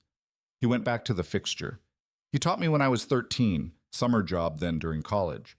For a while I thought I might go into it professionally." "What changed?" "Business school. The faculty advisor who read a paper I wrote on infrastructure financing and said I should think about where I actually wanted to work. He swapped something in the fixture, she couldn't see what. He was right. But I kept up the field work." She watched him work. "People at the company know you do this." "Some. The facilities team. My assistant." He looked down at her. "Not most people. It's not something I announce." "Because of how it looks," he considered. "Because it's mine," he said simply. "It's not about how it looks. It's something I do because I want to do it, and those things are worth keeping private." She understood this in a way she hadn't expected to. She kept her bond pricing models private, the ones she did for herself, not for anyone's assignment. She kept her mother's hands private. Some things were yours, and announcing them changed them. "Okay," she said, and went back to the Pennsylvania Highway. He finished the fixture in 15 minutes. The flicker stopped, and the light was steady and ordinary. He came down from the step stool and packed up his tools with the familiar organized speed she'd seen in her apartment. "Chapter 5, he said, looking at her screen. "Highway refinancing, final deliverable." He nodded. He didn't move immediately. She looked up. "The conference you mentioned," she said. "The November Infrastructure Finance Conference." "Yes. I'd like to present, if the application window is still open." He looked at her. "I can connect you with the program chair." "I'll apply through the regular submission process," she said. "If they accept it, they accept it. If they don't, I'll find something else." He held her gaze for a moment, the same quality as always present and contained, and then something happened in his expression that was different from what she'd seen before. Not warmer exactly, more open maybe. Like a door that had been slightly ajar for a while had moved a further degree in the same direction. "I'll send you the program chair's contact information," he said, "in case you have questions about the submission format." "That's fine." He picked up his jacket and toolbox. "Good night, Ms. Howee." "Good night?" She listened to the elevator open and close. Then she looked at the fixed overhead light for a moment, steady and ordinary, and went back to work. Manand? She submitted to the Infrastructure Finance Conference on a Saturday morning in April. The submission included her thesis abstract chapter 4 and a 2-page proposal for a 30-minute presentation on governance risk mispricings in municipal bond markets. She sent a copy to the program chair's email with a brief professional note. Then she closed the laptop and called her mother. Her mother was on the couch watching a home renovation program she'd developed a strong opinion about. "They always tear out perfectly good floors," her mother said. "The floors are fine." "Maybe they have problems you can't see," Ellen said. "The floors are fine, Elle. They just want to spend the budget." She talked to her mother for 40 minutes about the renovation program and the hip recovery and Diane's daily visits and a neighbor's dog that had been causing trouble. It was the most ordinary conversation she'd had all week. She sat on her kitchen floor. She did this sometimes. Sat on the floor, it made phone calls feel less formal, and let herself be very ordinary for 40 minutes. After she hung up, she sat for a moment in the quiet. She thought about what Jack had said. Something I do because I want to do it, and those things are worth keeping private. She thought about her mother on the couch watching renovation programs. She thought about the way he'd moved on the step stool. No deliberateness, just someone who knew how to do a thing doing it. She had been careful throughout the internship about what she let herself think. Not about the work. She was fine with the work. The work was clear. About him. The particular quality of him. She had been careful because the situation called for it, and because she was not the kind of person who got things confused. She was not confused. She was also not indifferent, and she had been telling herself for several months that being not indifferent and being careful were the same thing, or at least compatible things, and on the kitchen floor she decided that they weren't, not exactly, and that she was going to have to figure out the difference. Not today. She had a final exam on Monday, but soon. The email from the conference program chair came on a Friday in early May. She read it twice. She closed her laptop and opened it again and read it a third time. They had accepted the submission. 30 minutes late morning slot November conference in Chicago. The email included a word from the program chair. Your framing of the authorization phase problem is original, and we think it will generate real discussion among practitioners. She sat with this for a while. Then she forwarded it to her mother without comment. Her mother's reply came in 6 minutes, 17 exclamation points, and a string of emoji that had no clear thematic relationship to each other, which was the most her mother ever expressed anything. She forwarded it to Jack with a one-line note. The submission was accepted. His reply, I know. Dr. Pearson mentioned it to me. Congratulations. She stared at this. Dr. Pearson mentioned it to me. The program chair had contacted Jack, or Jack had contacted the program chair. She didn't know which and didn't know if it mattered and felt something complicated about it, the same thing she'd felt when she incorporated his thesis notes, the question of where his contribution ended and hers began. She typed back, "Did you?" and then deleted it. Then typed, "I applied through the regular process." His reply, "I know that too." Dr. Pearson said the submission stood on its own. She put the phone down. She picked it up. She typed, "Thank you for the contact information." His reply, "You did the work." She sat with that for a moment. 3 words. She thought about what it meant that she knew he meant them, that she knew by now the difference between him saying something and him saying something he meant, and that this was the kind that he meant. She put the phone in her pocket and went to the library to study for Monday's exam. Finals week came and went in the accelerated tunnel vision way that finals always did. 5 days that felt both endless and instantaneous, the kind of time that erased everything outside of itself. She took 2 exams and submitted her thesis and went home after the last one and slept for 12 hours. When she woke up, it was Saturday and the city was doing the early summer thing where the light was different and the air had a quality that made everything feel slightly possible. She made coffee and sat at her kitchen table and thought about what came next. She had 3 months until graduation. She had the conference in November. She had 2 job offers, one from a financial consulting firm in Boston that had recruited through the campus, one from a smaller infrastructure PE shop in New York that she'd interviewed with in March. She had a standing offer from Wayne Corr for the fall, which Caroline had communicated to her 3 weeks ago as a straightforward continuation, a full-time analyst role on the municipal infrastructure team starting August. These were real options. She had worked for them. She made a list because she made lists for everything and looked at it. Then she put the list away because she didn't need to decide today. She went back to the internship in June on a modified schedule, 3 days a week to finish out the spring term of the program and found it both different and the same. The fraud investigation had reached its institutional conclusion. Callan had resigned. A supplementary audit was complete. 2 additional employees in the Regional Operations Division had been let go. The team was restabilizing, which meant that the conversations in the kitchen were cautiously normal again, that Priya had started including Ellen in the general lunch run, that the particular weight of an unresolved thing had lifted. She noticed it in small ways. The way the morning meeting on Mondays was lighter. The way Caroline's posture was slightly different.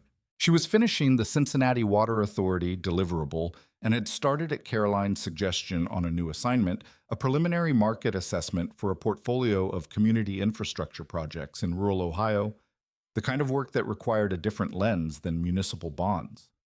More attention to community impact metrics and less to traditional credit analysis. She liked it. It was harder in different ways. She also had more time now with the modified schedule, and some of that time she was spending at Hester's, not because she was hoping to run into anyone, or not primarily, but because she'd been going there since September, and the coffee was genuinely good, and the light in the back booth was the right quality for reading. She ran into him on a Tuesday. He was at the counter this time, not the booth with his coffee, and what looked like a contract she assumed he wasn't supposed to be reading in a diner. He looked up when she came in, and she went to the counter because that was the only space left. And she sat down 2 stools away and ordered. They were quiet for a moment. "How are the finals results?" he asked. "Posted yesterday, both A's. And the thesis? Distinction." He looked at her, and the expression on his face was the furthest she'd seen it move, not overtly. He didn't whoop or grin or put a hand on her shoulder, but there was something there that was close to unguarded, something genuine. "That's well earned," he said. "I had good feedback on Chapter 4, she said, and watched his expression do the barely there thing at the corners, and looked back at her coffee. They were quiet again. Outside, the street was doing the June thing, longer, light, more people, the particular animation of a city that was turning toward summer. Can I ask you something?" she said. He looked at her. "That night, in my apartment, you knew what Wayne Corps was when I mentioned the internship." "Yes? You didn't say anything." "No." She turned her coffee cup in her hands. "I've been trying to figure out if that bothered me." "Does it?" She thought about it. Actually thought about it the way she thought through a calculation, not quickly. "You didn't lie," she said. "You answered what I asked. I asked if you were an electrician, and you were fixing my electrical system so." She paused. "But there was something you didn't say." "Yes." "Why?" He was quiet for a moment. He looked at his coffee, then at the street outside, then at her. "Because I went there to fix an electrical problem," he said. "Not to be the chairman of Wayne Corps. And you were a person having a power outage who was trying to finish something. Titles would have changed the conversation." "They would have," she agreed. "And you hadn't asked." She thought about this. "That's a particular philosophy. My father never introduced himself as Jack's father," he said. "He was just the person in the room. I learned it from him." She looked at him. There was something in the way he said that simple, unrehearsed, that was different from everything else he said in the office, different from the contained, deliberate qualities she'd come to associate with him in professional contexts. This was something that cost him less to say or less to control, and the difference was visible even to her, who was not practiced at reading him. "That makes sense," she said, and she meant it. He picked up his contract. She drank her coffee. For a few minutes they were quiet, which was not uncomfortable, which she had come to understand was its own kind of thing. "What about the rest of it?" she said. "The field work, the not telling people." He set the contract down again.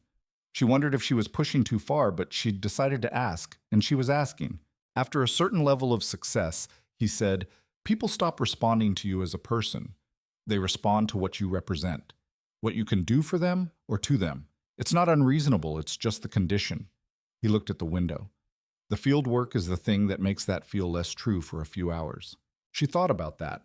"Does it work?" "Mostly. It worked with me," she said, "for about 11 days.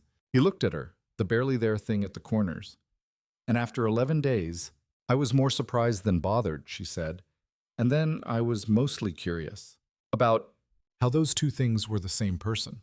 He looked at her for a long moment, the particular kind of looking, the present and contained kind. "Are they?" he said. "Yes," she said. "I think so." She picked up her coffee. "I don't think the chairman is a role you're playing. I think it's genuinely you, and I don't think the electrician is a hobby. She paused. I think they're different aspects of the same thing. He was quiet. She wasn't sure she'd meant to say that much, but she'd said it. That's...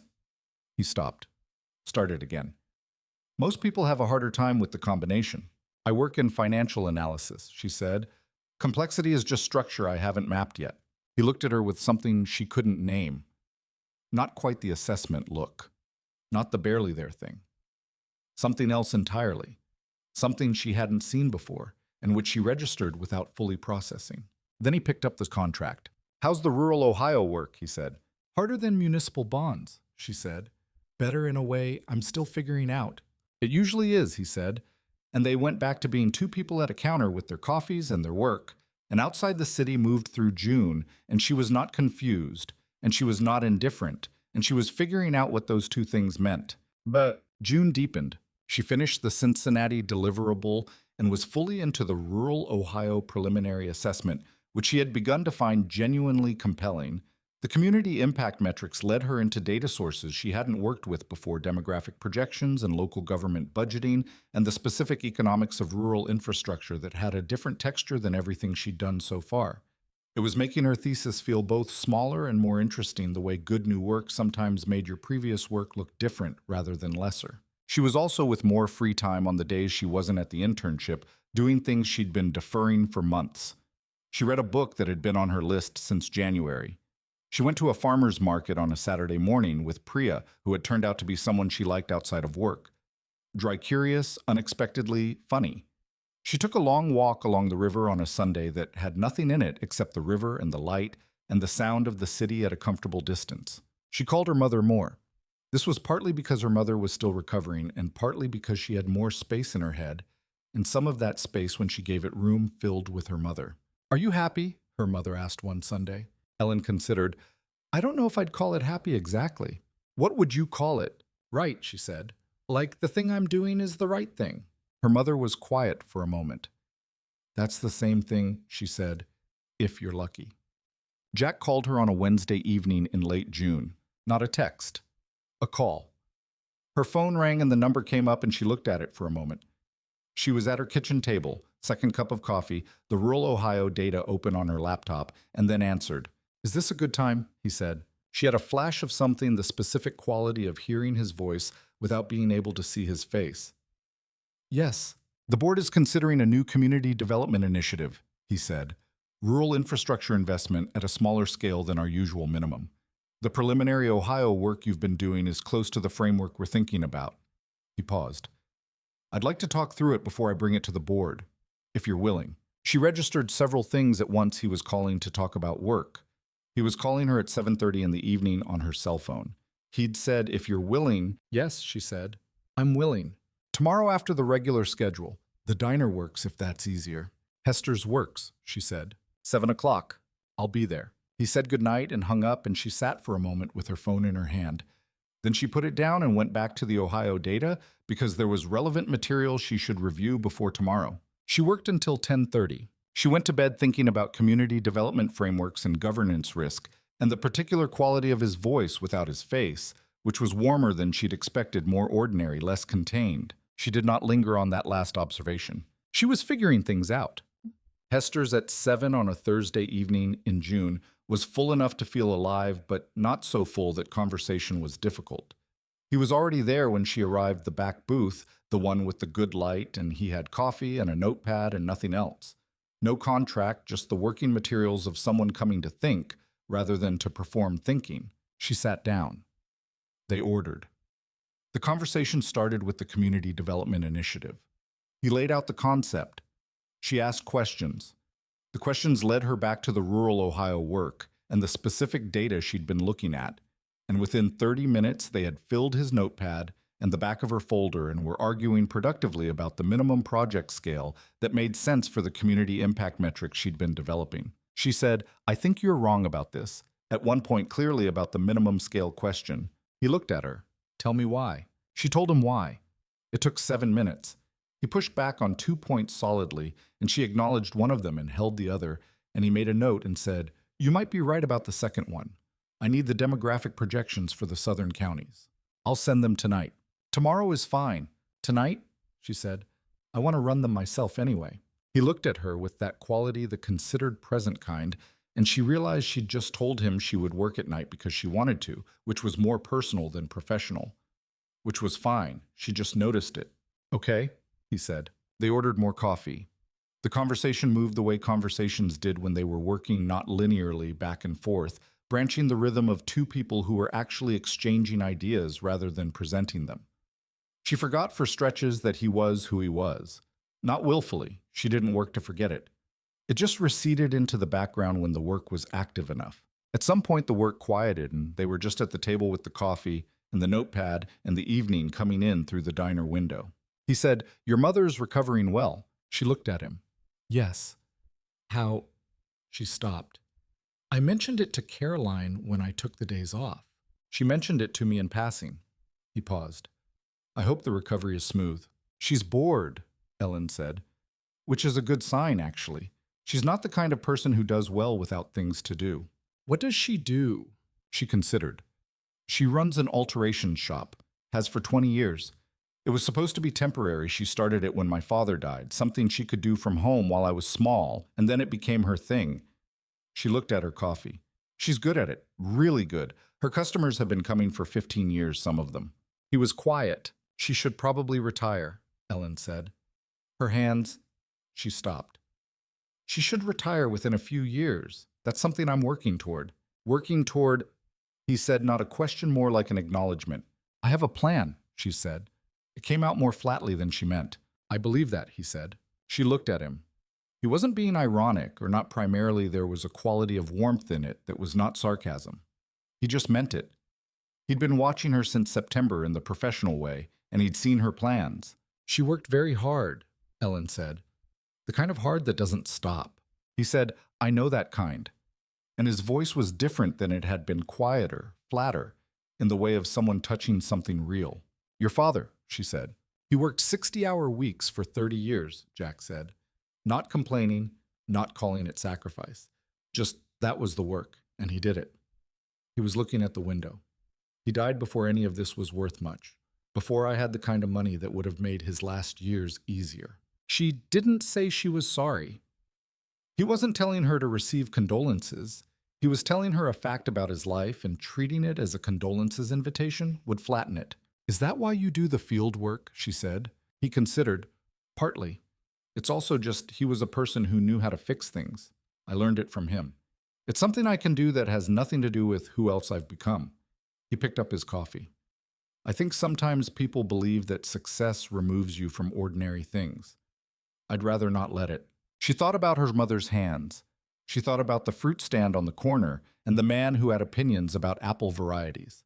She thought about the way she still budgeted $50 a month for a grocery fund, even though she technically didn't need to anymore because some habits were also principles. I understand that, she said. He looked at her. I know you do. The diner was settling into late evening mode, fewer people, the particular quiet of a place preparing to close. Outside, the June light was finally fading, which at this time of year meant it was after 9. I should get back, she said. The Southern County projections. And other things. She gathered her folder. He didn't move immediately. He was looking at her, in the particular way. And she looked back, and for a moment they were just two people in a booth at a diner at the end of a long conversation, and the air between them had a quality she didn't have a precise name for, something warm and not quite finished. Thank you for tonight, he said. The work and the other parts. She stood up. The demographic data will be in your inbox before midnight. He looked at her, and the barely there thing at the corners happened, and she held it for a moment. Good night, she said. She walked out into the June evening, and the city was doing what it did, moving through its own business, and she walked home with her folder and her notepad, and the smell of coffee still in her jacket, and she thought about his father's hands, and her mother's hands, and the particular kind of work that you did not, because it was required, but because it was yours. She sent him the demographic projections at 11:53. His reply came at 12:09. You were right about the minimum scale. The Southern County data closes the question. She typed back, I know. His reply. Good night, Ms. Howee. She looked at the message and thought, you never call me Ellen. I've never called you Jack. This is a thing about us that I've noticed and don't know what to do with. She put her phone down and went to sleep. Patyam. The following Tuesday, Caroline called her into the office and said, "We need to talk about the full-time offer."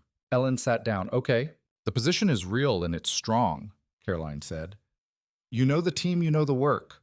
I want you to know I'm invested in you accepting it." A pause. "I also want you to know that if you have other directions you're considering, this is the time to say so." Ellen looked at her hands. The two other offers were still on the table: Boston and the New York PE shop.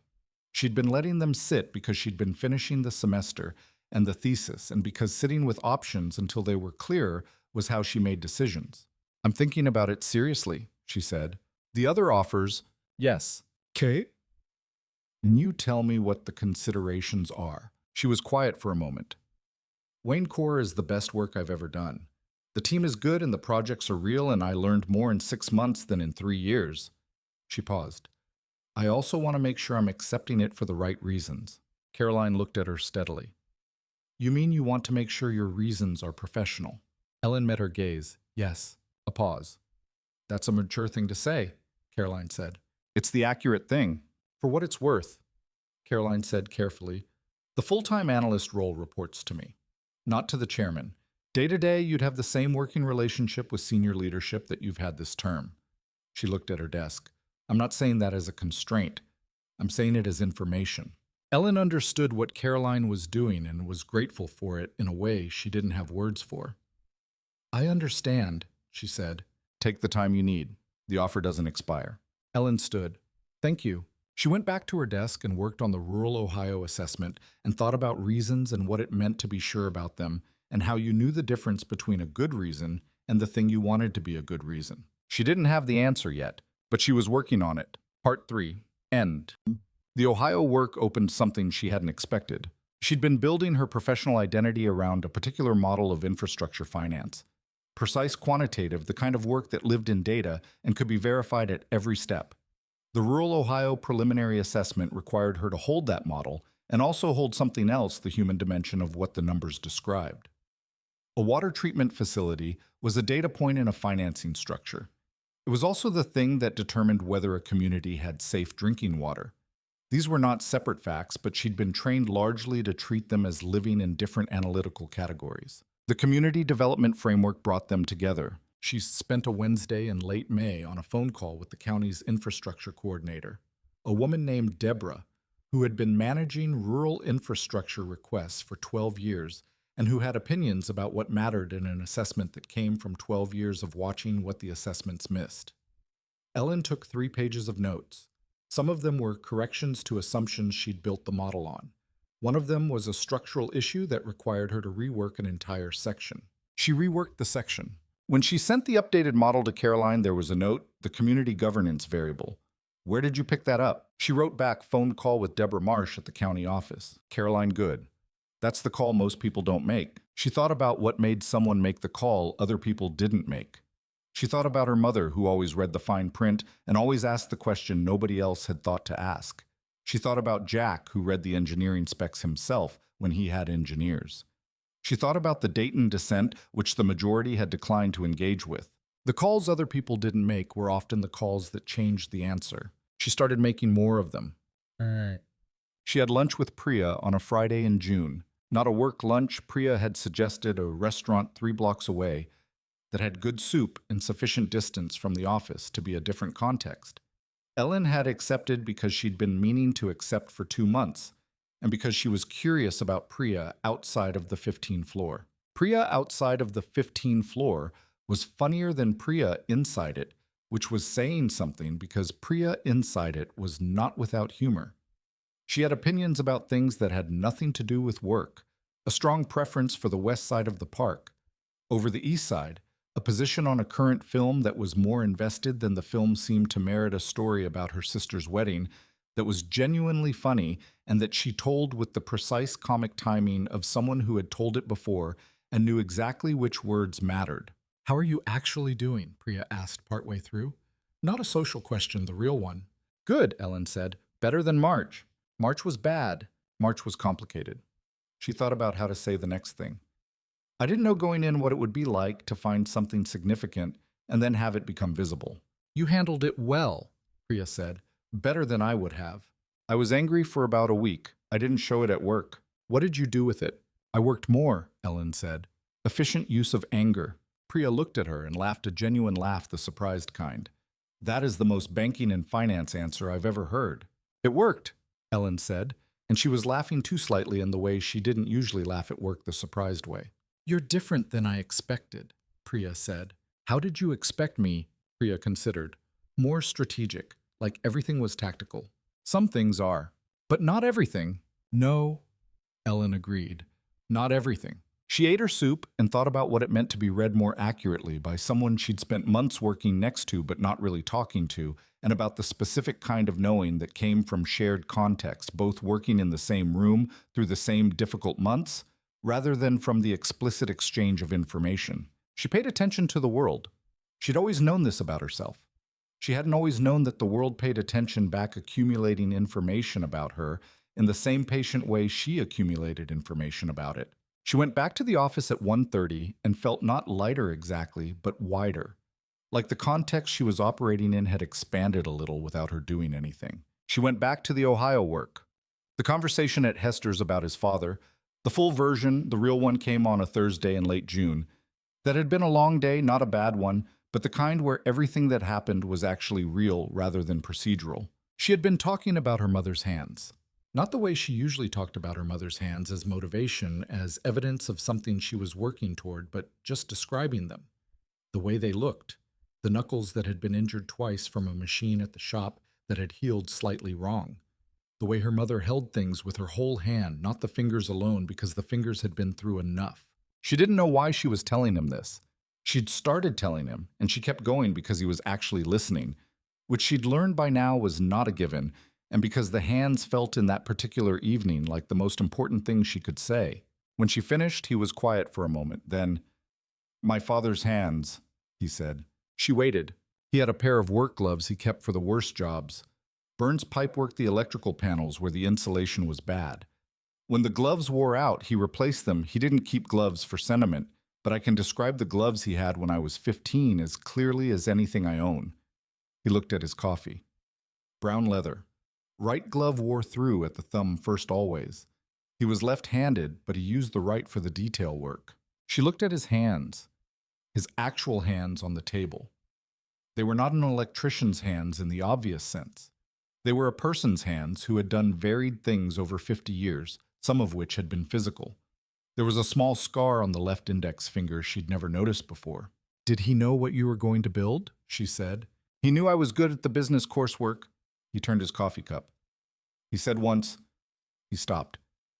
He said once that he hoped I'd build something that lasted. He meant a pause.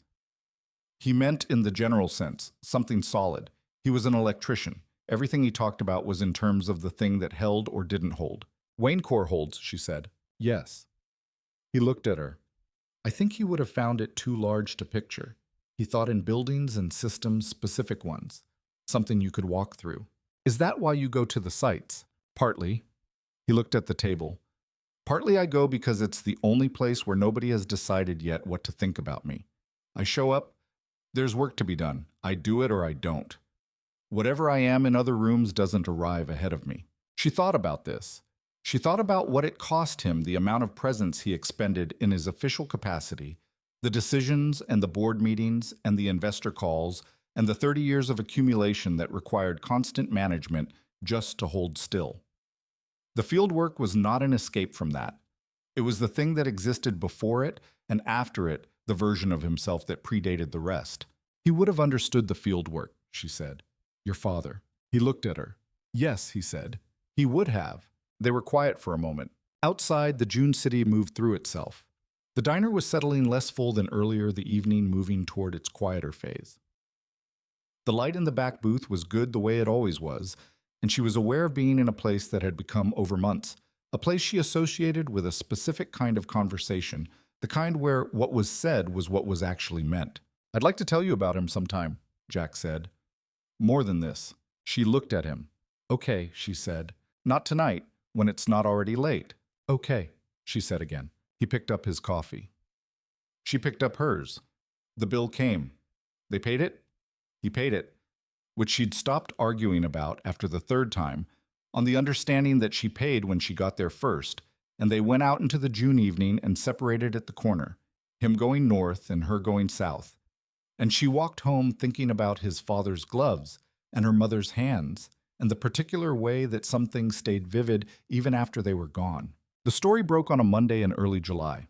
Ellen was at her kitchen table with the rural Ohio projections when the notification came through on her phone, a financial news alert, one of the ones she'd set up because she monitored municipal bond reporting. The headline was straightforward: Wayne Core Capital under fire. Former director's fraud extended wider than reported. She read the article twice. Then she pulled up 3 others. Then she opened her laptop and went to the financial reporting archive she'd been using since February. The leak, she understood almost immediately that it was a leak. Not a properly managed disclosure had taken something internal and given it to a financial reporter at a mid-size outlet that specialized in investment sector coverage. And the reporter had done what good reporters do with an internal document. Built a story that was accurate in its facts, but framed in a way that implied ongoing negligence rather than active remediation. The headline suggested concealment. The article itself read carefully documented a fraud that was already under investigation. But most people would not read carefully. She called Caroline before 9. "I saw it," Caroline said. "Is it accurate?" "The facts are accurate. The frame is—" She stopped. "We managed this correctly. The investigation is complete.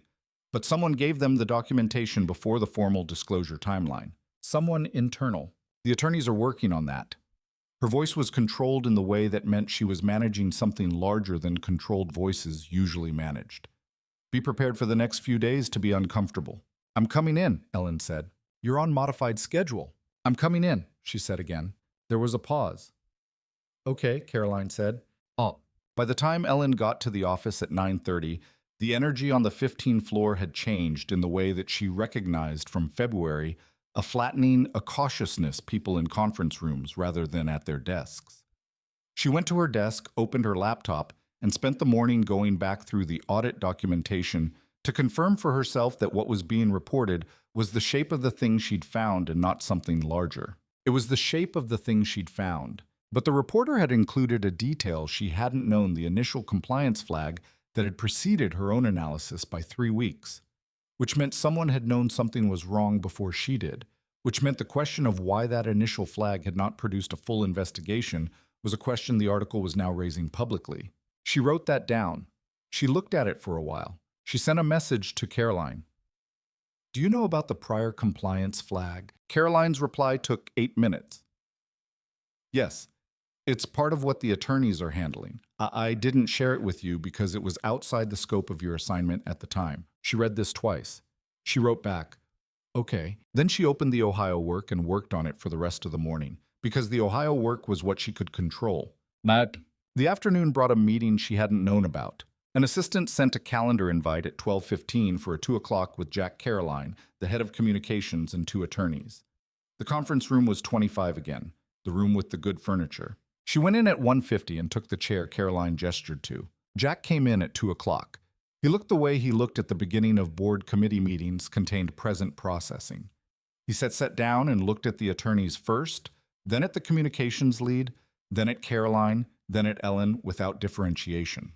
"The article uses documentation that originated internally," he said. "We don't know the source yet. The attorneys are working on it." He looked at the table. "I want to be clear about one thing: this investigation was conducted correctly. The documentation is solid. The disclosure process was under our control until someone removed it from that control. That's a separate problem from the underlying fraud, and we will deal with it separately." The communications lead started talking about response strategy. Ellen listened. She had nothing to contribute to communications strategy that wasn't her work, and she was there because she'd found the fraud and would likely be visible in any external account of the investigation, regardless of whether her name was in print. Jack looked at her twice during the communications discussion. Not for long, just the kind of look that was checking something. After the meeting in the hallway, he said, "Do you have a few minutes?" She went with him to a smaller conference room, the one she associated with the early investigation weeks. Not 25, not the boardroom, the real working room. He closed the door. He didn't sit immediately. The The source of the leak may be someone who wants the investigation framed as a company failure rather than a successful self-correction, he said. I want you to be prepared for the possibility that your name becomes visible in that narrative. She thought about this as the person who found it, or as the person whose methodology is questioned. If someone wants to discredit the investigation, the easiest target is the intern who conducted the initial analysis. She had not thought through that specific angle. She thought through it now. My methodology was correct, she said. It was reviewed by Caroline, by you, by the forensic accountant, and by the audit committee. The documentation exists.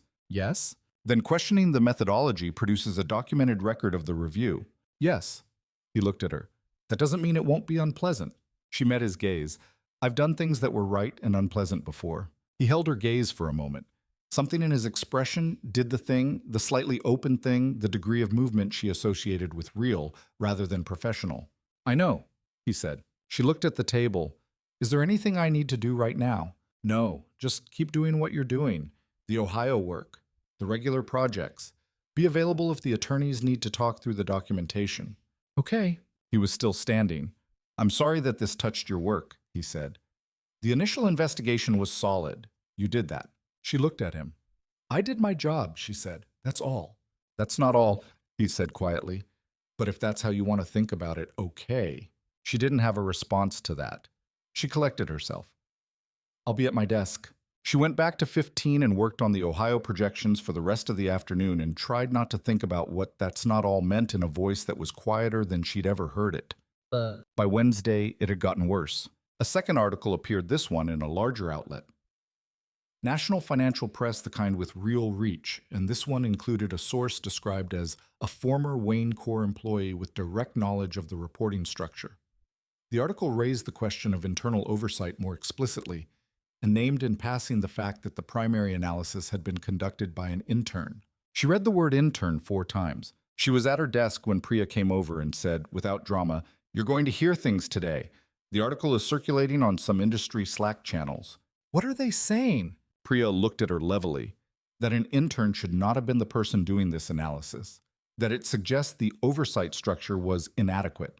The analysis was reviewed by... I know, Priya said. I'm telling you what's being said, not what's true. There's a difference. Ellen sat with this. Thank you for telling me. Don't let it land on you personally, Priya said. It's not about you personally. After Priya left, Ellen sat for a moment and felt the particular weight of being right about something in a room where being right was being used as evidence of something wrong. She'd found irregularities that nobody else had found. The method by which they came to light in intern's analysis, not a senior manager's, was being reframed as a problem with the company's oversight structure. And she was the physical evidence of that problem. She thought about what Caroline had said. I want to make sure you know that your work on this was the right call. She thought about what Jack had said. You did that. Then she thought about her mother working 2 jobs for 19 years, and not once suggesting that the work was wrong because it was hard. She opened the Ohio files and worked. Thursday afternoon, an attorney named Sylvia Martinez came to the 15th floor and spent 2 hours with her going through the documentation. Sylvia was competent and economical and asked her questions in the particular way that attorneys ask questions when they were preparing rather than accusing, trying to understand what she knew and in what order and what she could demonstrate.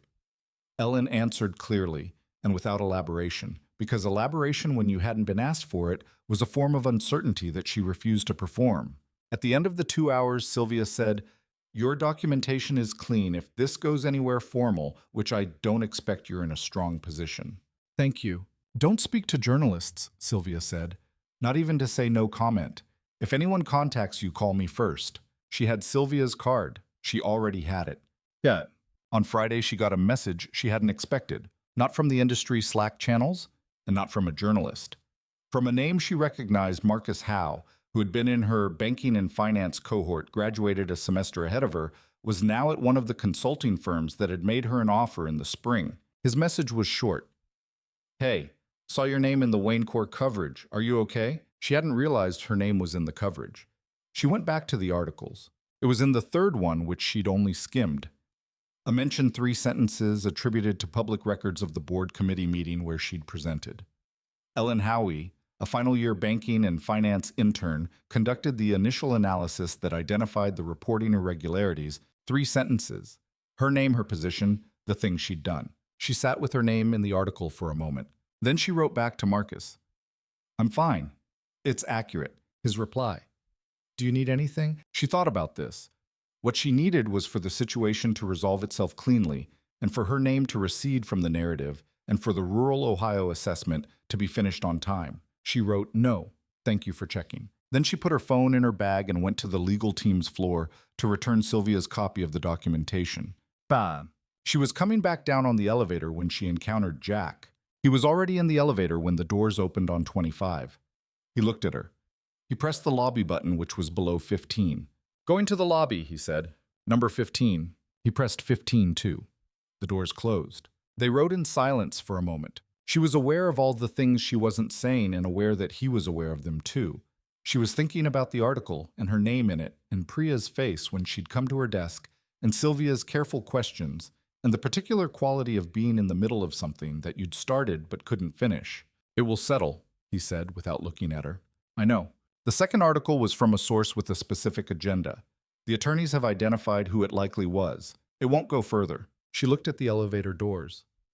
Okay. He looked at her. She could feel it, and she looked back and she could see what was in his expression, which was something she didn't have a name for, except that it wasn't professional. Ellen, he said. It was the first time he'd used her name. Just the first name the way you'd say it to someone you knew. She said, I'm okay. I know you are.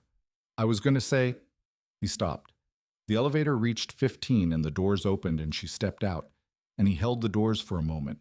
You should know, he said in a voice that was careful, that the board has been given a formal summary of the investigation timeline. Your contribution is documented accurately. Whatever happens in the press, the record is correct. She looked at him. Thank you. It should have been said sooner, he said. I should have made sure you had that explicitly. It's okay, she said. The elevator doors were still held. It was a long hold. I'll let you know when the attorney's situation resolves, he said. Okay, she said. And he let the doors close, and she stood on 15 and thought about the way he'd said her name and what he'd started to say before the doors opened and what it should have been said sooner meant, and then she went to her desk. She worked.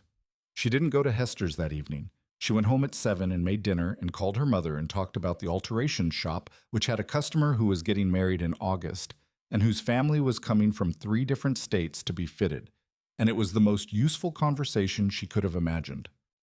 The following week was when she heard about the board meeting, not from Jack, from Caroline, who called her on a Sunday evening with a particular quality of care in her voice that Ellen didn't associate with business. There's a board meeting Wednesday, Caroline said.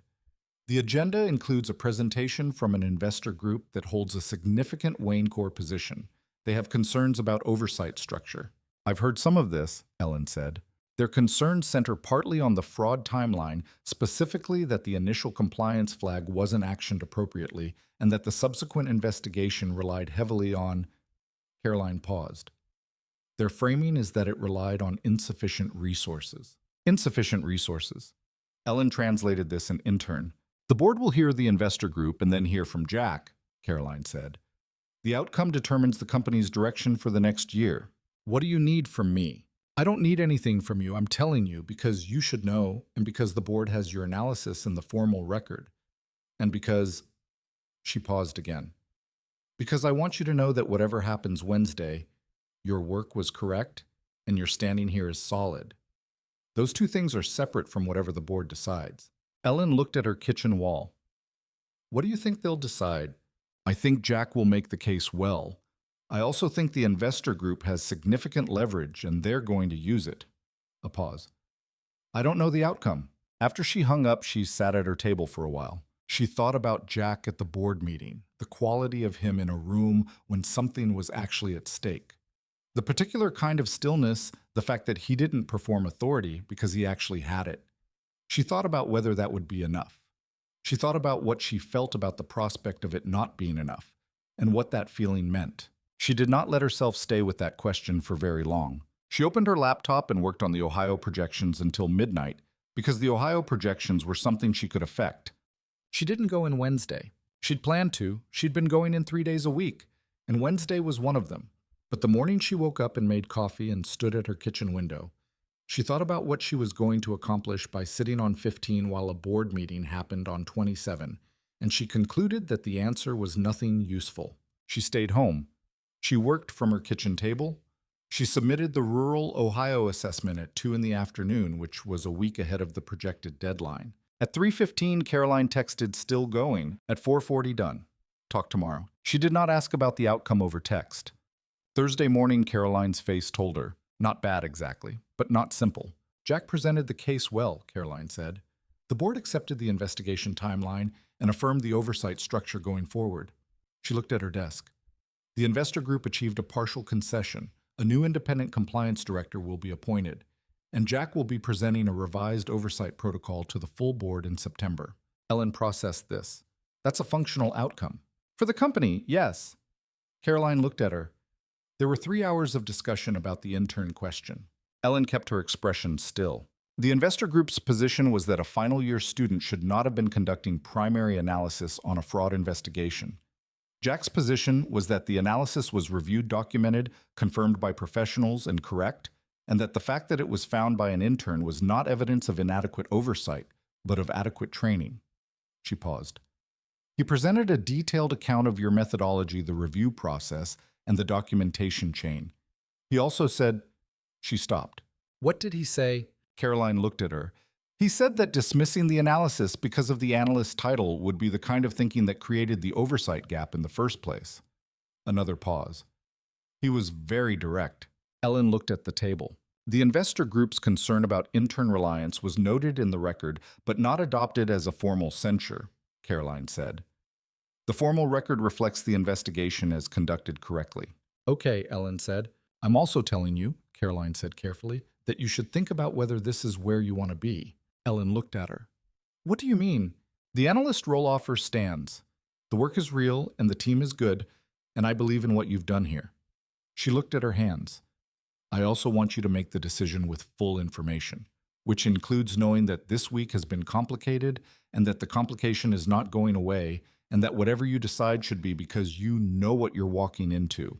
It was the most Caroline had ever said about anything that wasn't the work. Thank you, Ellen said. She went back to her desk. She sat. She looked at her screen, which had the Ohio assessment confirmation on it. Submitted, accepted, complete. She thought about the complication and what it consisted of, and whether she was walking toward it or away from it or through it.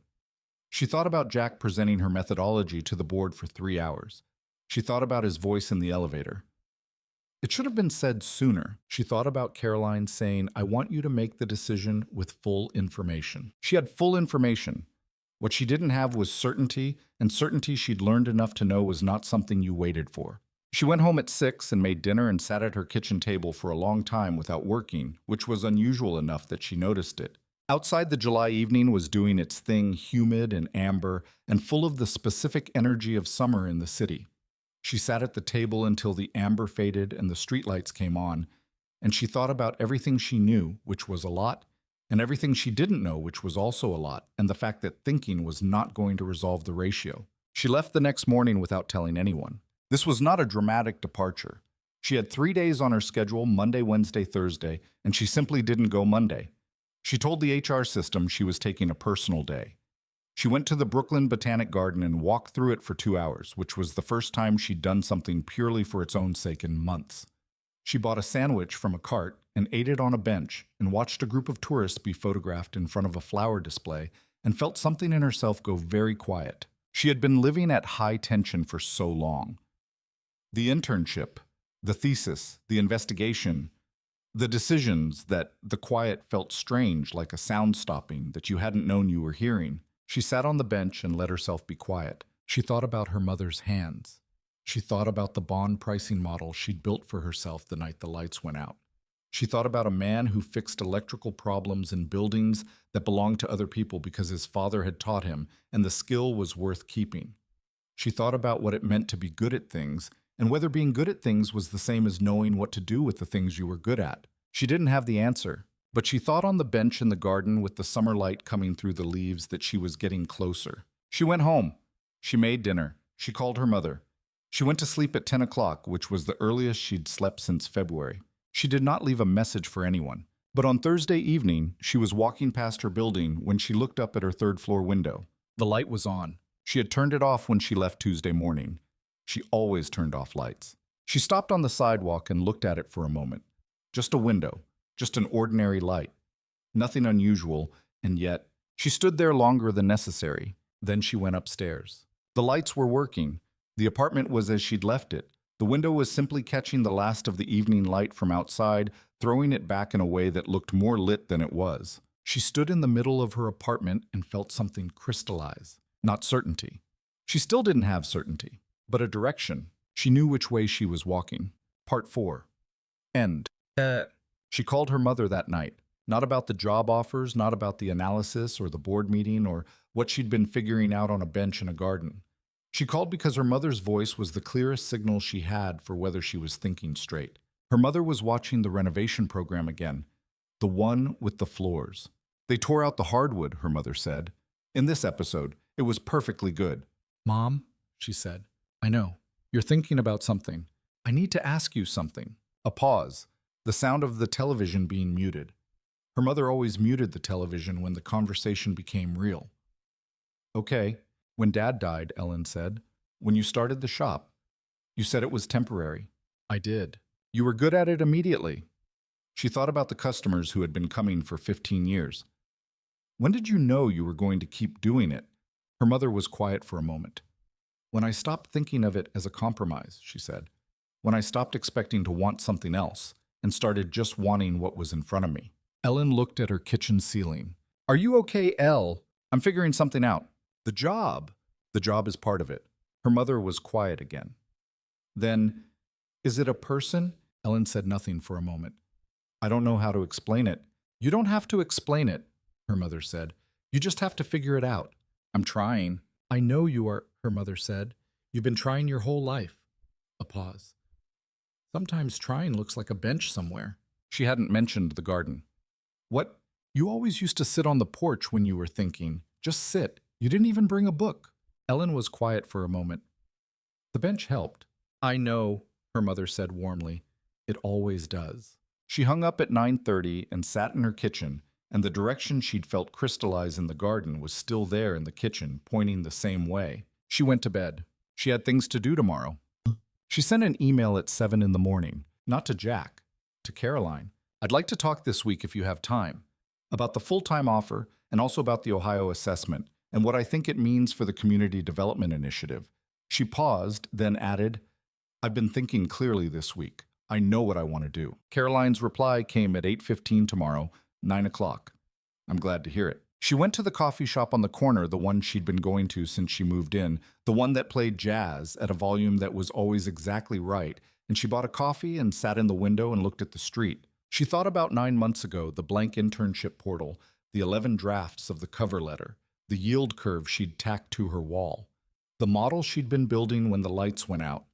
The moment she'd opened the door and a man she didn't know had stood in her hallway with a toolbox and looked over her shoulder at the yield curve analysis. She thought about the comment she'd seen months later now in the board meeting record. The analysis was reviewed, documented, confirmed by professionals, and correct. Reviewed, documented, confirmed. She had done something real. She finished her coffee and walked home and spent the day working on things that would be useful tomorrow. And in the evening, she opened the bond pricing model she'd been building since before any of this started. The one for herself, the one no one had assigned, and she worked on it for 2 hours. And she found the elegant solution she'd been looking for the night the lights went out, and it was better than she'd expected. She wrote it up. She didn't send it to anyone. She put it in a folder with the other models she built for herself, the ones that were hers, and she went to sleep. She texted him on Friday, not a work message. Or not primarily. She had been careful about the line between those two things for 10 months, and now she was going to stop being careful about the line. Not because she decided to act on anything, but because pretending there was only one thing happening was a kind of dishonesty she was no longer willing to maintain. She wrote, I'm going to accept the full-time offer. I wanted you to know before I tell HR. She looked at the message before sending. Then she sent it. His reply came in 6 minutes. I'm glad. She looked at that for a moment. Then she wrote, I have a different reason than the one I told Caroline. A longer pause. Then I know. She stared at the 2 words. She typed, Is that okay? Another pause. Longer. She was in her kitchen, sitting on the floor, which was where she went when she needed conversations to feel less formal. His reply, I think we should talk about it. Not over text. She typed Hester's. His reply, Sunday. 7 o'clock. She typed, okay. She put the phone down on the floor beside her and looked at the ceiling and thought about the fact that she'd just done what she'd told herself for 10 months. She wasn't going to do, and that she felt about this something that was not anxiety and not recklessness, but something closer to inevitability. The feeling of a thing that had been true for a while being allowed finally to be said. She got up. She made dinner. She called her mother and talked about the alteration shop and the August wedding and the 3 families coming from different states. She did not mention Sunday, but she went to sleep that night feeling the particular quality of something that was moving forward rather than waiting. The week after the board meeting, she ran into Felix in the elevator. Felix had been at Waynecore for 7 years. He had survived 3 management changes and a restructuring and the fraud investigation that had started 3 floors up and landed on 15. He was the kind of person who had learned not to be surprised by institutional events because he'd seen enough of them, and what he developed instead was a kind of productive equilibrium that Ellen found on her worst days quietly stabilizing. "How are you holding up?" he asked. "Fine," she said. He considered this more seriously than she'd expected. "I've been in this building for 7 years," he said. "I've seen a compliance issue before. Different size, different shape. The building didn't fall. I know. The things that make it uncomfortable will stop making it uncomfortable." He looked at the elevator buttons. The analysis was right. That's the part that matters professionally. The rest of it is noise. She looked at him. "You weren't sure about me after February." He glanced at her. "No, I was sure about you before February. I was adjusting to—" He paused. "You changed something by being right about something difficult. That's a specific kind of adjustment." She hadn't expected him to say that directly. "I'm used to adjusting," she said. "I know," he said. "That's also a thing about you." The elevator opened. They both got out. She went to her desk, and Felix went to his, and she sat for a moment thinking about the specific kind of knowing that you accumulated when you worked next to someone for months. Slower than explicit conversation, more reliable, built from 1,000 small observations rather than from what anyone said. She thought about what 7 years in one building looked like from the inside. She thought I might want to know. Not that she'd decided, but the thought was there more honest than she'd been letting it be. She went to see Caroline in the 3rd week of July before she'd made the decision official, but after she'd made it privately. Caroline was at her desk with the characteristic stillness of someone who was actually working rather than appearing to work, and she looked up when Ellen knocked. "Do you have 5 minutes?" Ellen said. "Sit down." She sat. She thought about what she wanted to say. She'd drafted versions of it on the subway and rejected them because they were to explain too much preamble for a thing that was actually straightforward. "I wanted to tell you before I tell HR," she said. "I'm accepting the full-time offer." Caroline looked at her steadily. "I'm glad. I want you to know that I've thought about it from all the angles I can think of." "I know you have," Caroline said, "including the complication you mentioned." Caroline was quiet for a moment. And I believe my reasons are professional. The work is real and the team is good, and this is the right place for me to be at this point in my career." She looked at the table. "The other thing is separate. It won't affect my work." "I know that," Caroline said. "That's not what I was concerned about." Ellen looked at her. "I was concerned about whether it was right for you," Caroline said. "Not for the company. For you personally. Whether you'd be giving something up that you needed to keep." Ellen thought about what she'd be giving up. The cleanness of a situation without complication. The ease of a professional relationship with no additional layer. The kind of straightforwardness she'd always preferred. "I'm not losing much," she said. "It was already complicated." "Yes," Caroline said. "And not in a way I can make uncomplicated by deciding not to take the job." "Also, yes." Caroline picked up her pen. "Then we're agreed. Tell HR whenever you're ready. I'll confirm the terms." She stood.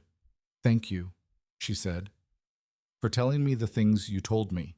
Caroline looked up. "That's what I'm here for," she said, which was from Caroline the same as a great deal more. Check. Her mother called on the Thursday of that week, which was not their usual call day, which meant her mother had something specific to say. "I've been thinking about what you said," her mother said, "about being settled." "I said I was getting there." "You were settled," her mother said. "I know the difference. You've been getting there for months. The bench was the last part." Ellen thought about the garden, the amber light, the sound of the city at a remove. Mom, she said, I know you're going to say you don't know yet. I don't know yet. I know you don't know yet, her mother said. I knew your father for 6 months before I knew what I knew. And I still didn't say it for another year after that. A pause. Not knowing yet is different from not knowing.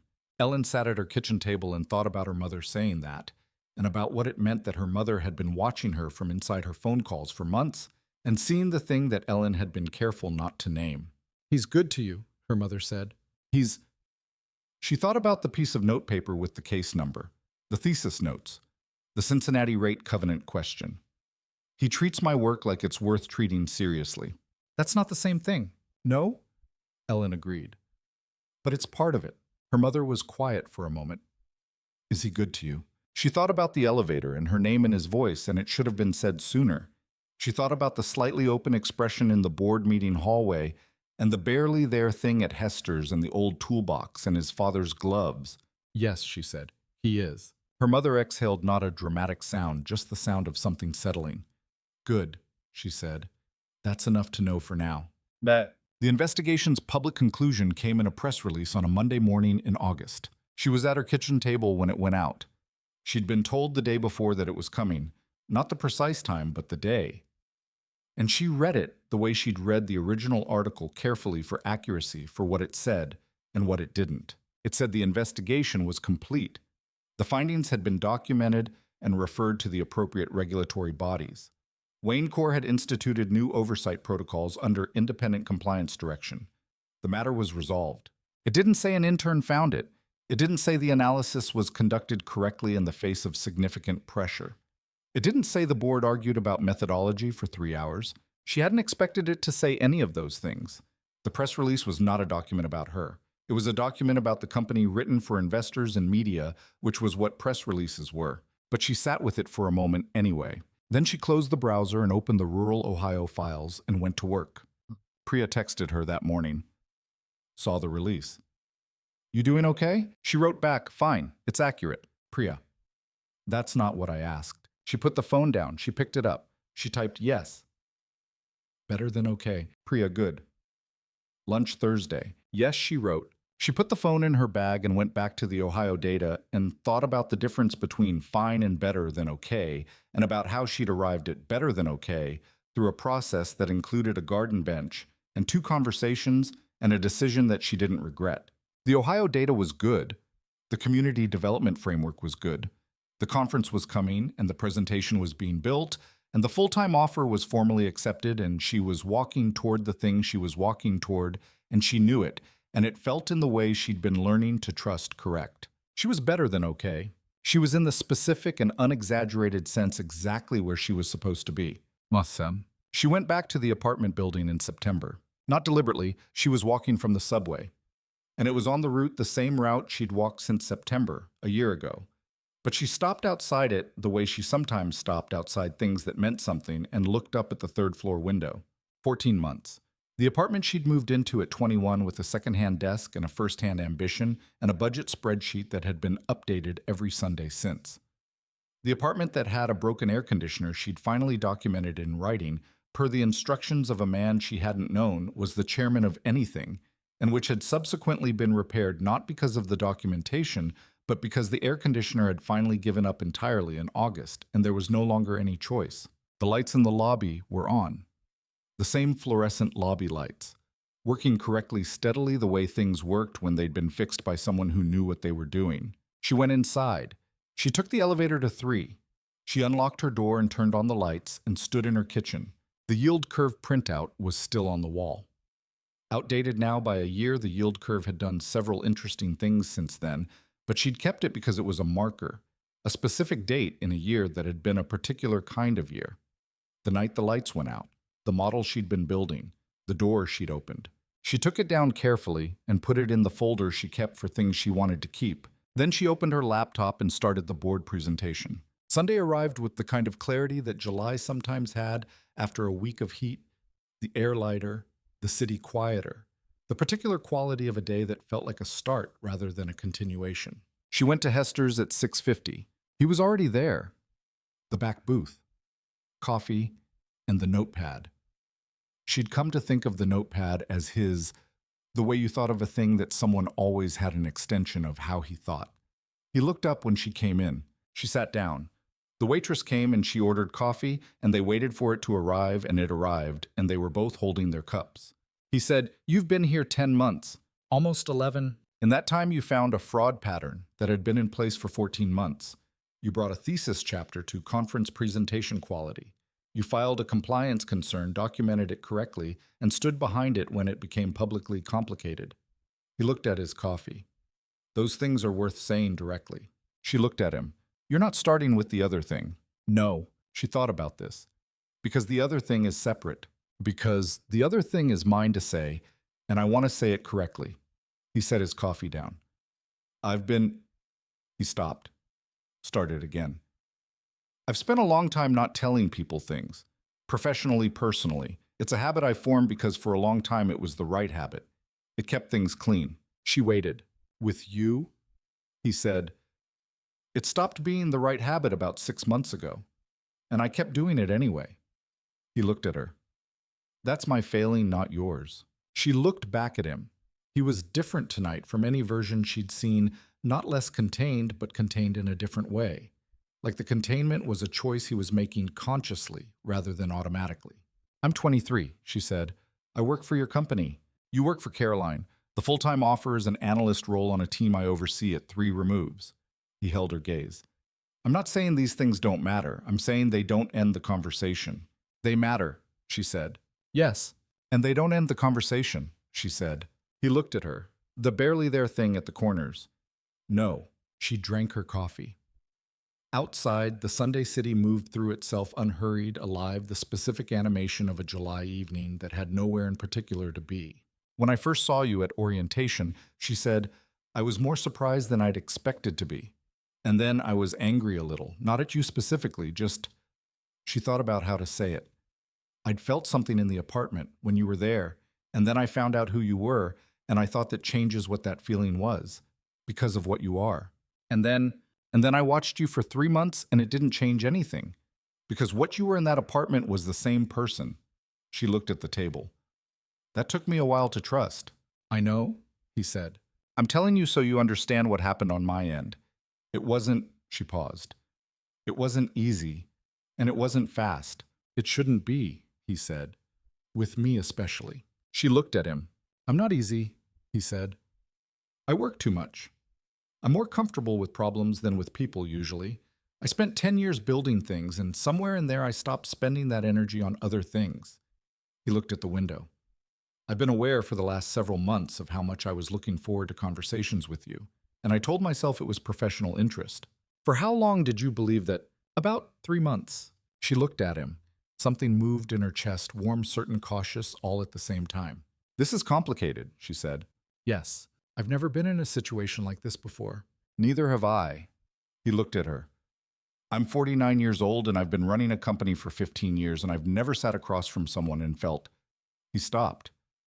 "Understood," he said. "That's the word." She looked at the table. She looked at her coffee. She looked at him. "Understood is a significant thing," she said. "I know. Not just listened to, not just taken seriously, understood."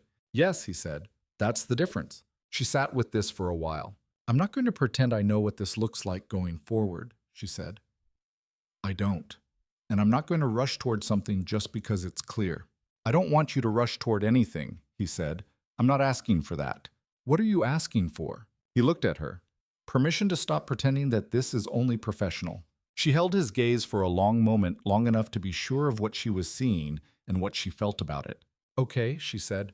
He breathed. Just once, an exhale that she might have missed if she hadn't been watching. It was the most human thing she'd seen him do. "Okay," he said. They ordered more coffee. They talked for another hour. Not about the company, not about the investigation, not about frameworks or projections, or anything that lived in the professional category. They talked about his father properly, not the abbreviated version she'd had, and about her mother, and about what Chicago was like in November, and about whether the Dayton descent would hold up under the governance risk argument in her thesis, and about a restaurant he knew on the river that had been there for 40 years, and used the same menu. It was the most ordinary conversation they'd ever had, It was the best. August. She formally accepted the analyst position. She told HR on a Monday, signed the paperwork on Wednesday, and spent the rest of the month finishing out the internship in the steady, forward-moving way she'd always worked.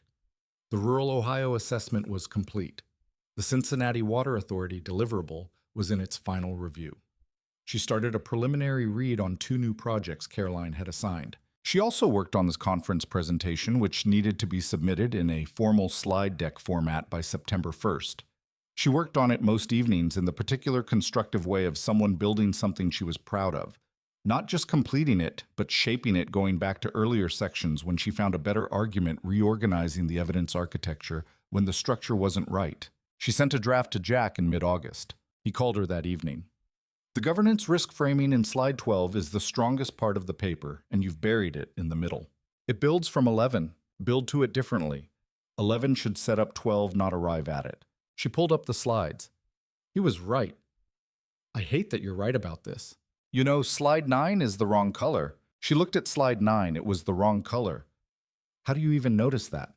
I've spent 15 years looking at decks. A pause. Slide 9 is a distraction. She fixed slide 9. She restructured the build to slide 12. The presentation was better. She sent the revised version. Better. You were right. His reply, I know. Good luck with the submission. She submitted it September 1st, 3 hours before the deadline. Caroline got a notification from Dr. Pearson that the submission was confirmed and sent Ellen a message. You should feel good about this. She did feel good about it. She felt good about it in a way that was entirely hers. The thinking, the argument, the 4 months of building it, the data from real cities she'd spent real hours on. Some of it had improved from his feedback. The thing itself was hers. Hot. She graduated in mid-August. The ceremony was at an outdoor venue, and it was hot. Genuinely oppressively hot.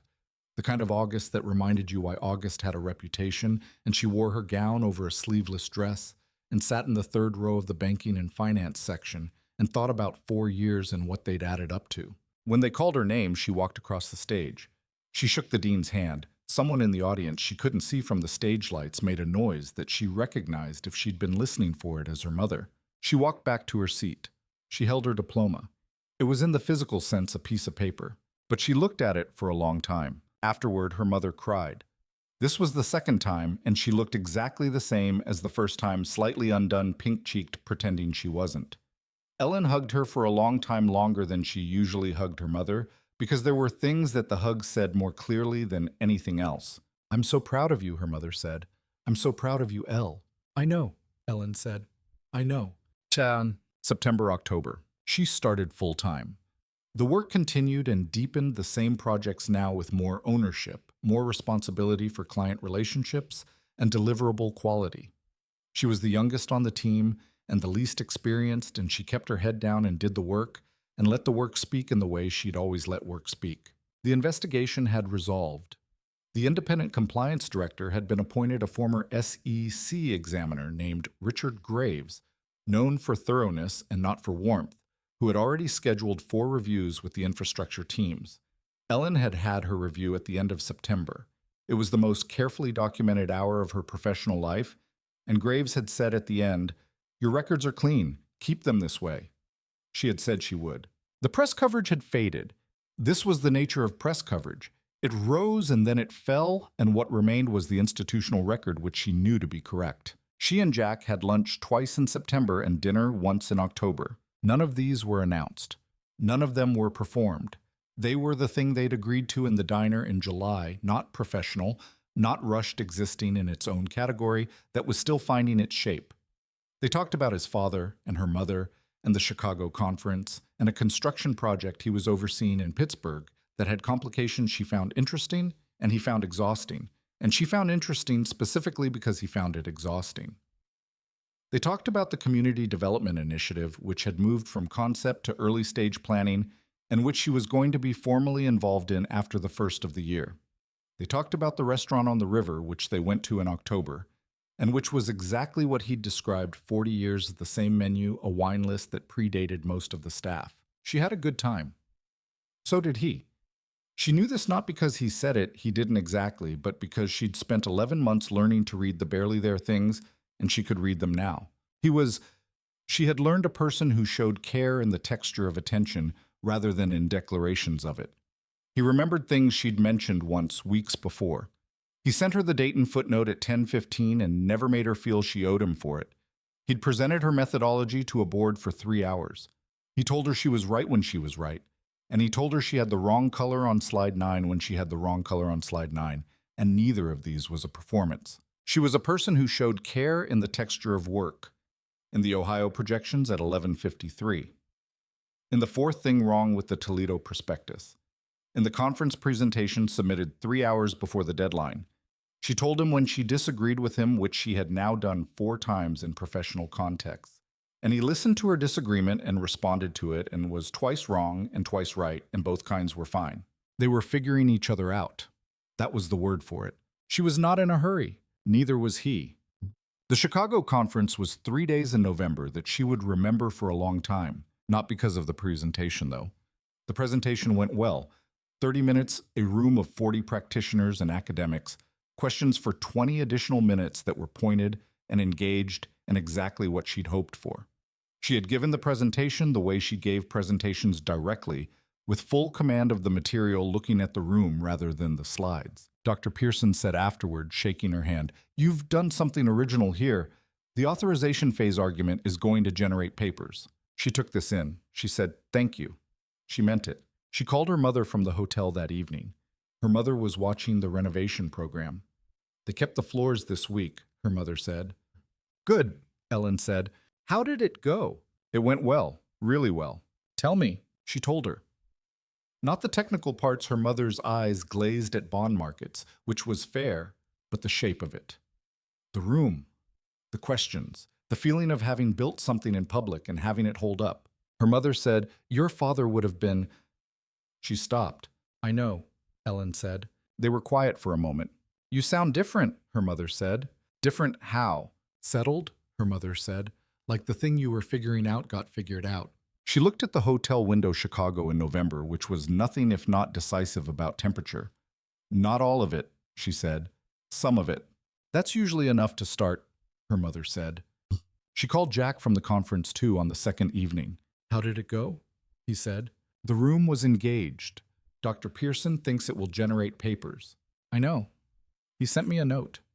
A pause. "I didn't solicit it. He just did." "I know," she said. "I'm not—" She stopped. "Thank you for the slide 12 note." "Slide 9, he said. "Both," she said. A pause. "When are you back?" "Thursday evening." "There's a community project walkthrough Friday morning," he said. "If you want to come. One of the Ohio sites." She blinked. "You're going to the Ohio site." "I'm going to the Ohio site. The community board wants to see who's behind the assessment." He paused. "I thought you might want to be there given that you built the assessment." She thought about this. A Friday morning in Ohio. A community board. The work made visible in the place it was about. "I'll be there," she said. "I'll send you the address." "Jack," she said. "Yes." She looked at the Chicago window. "Thank you for the thesis notes and the slide 9 note and the date and footnote and the case number on the piece of notepaper."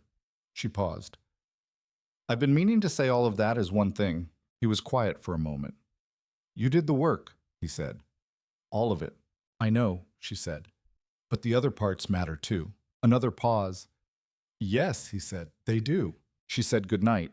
She looked at the window a while longer, and then she went to bed. But epilogue.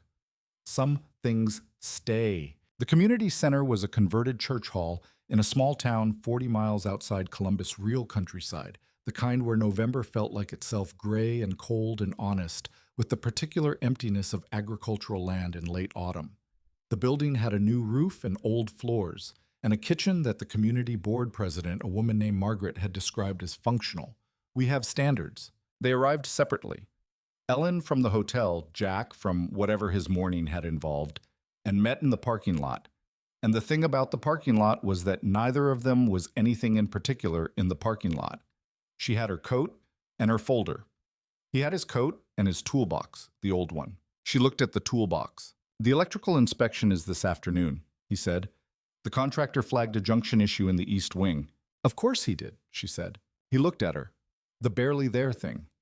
Then they went inside. The community board meeting lasted 2 hours and covered the assessment projections and the project financing structure and the timeline, and a considerable amount of discussion about what the kitchen needed to be functional versus what Margaret considered functional.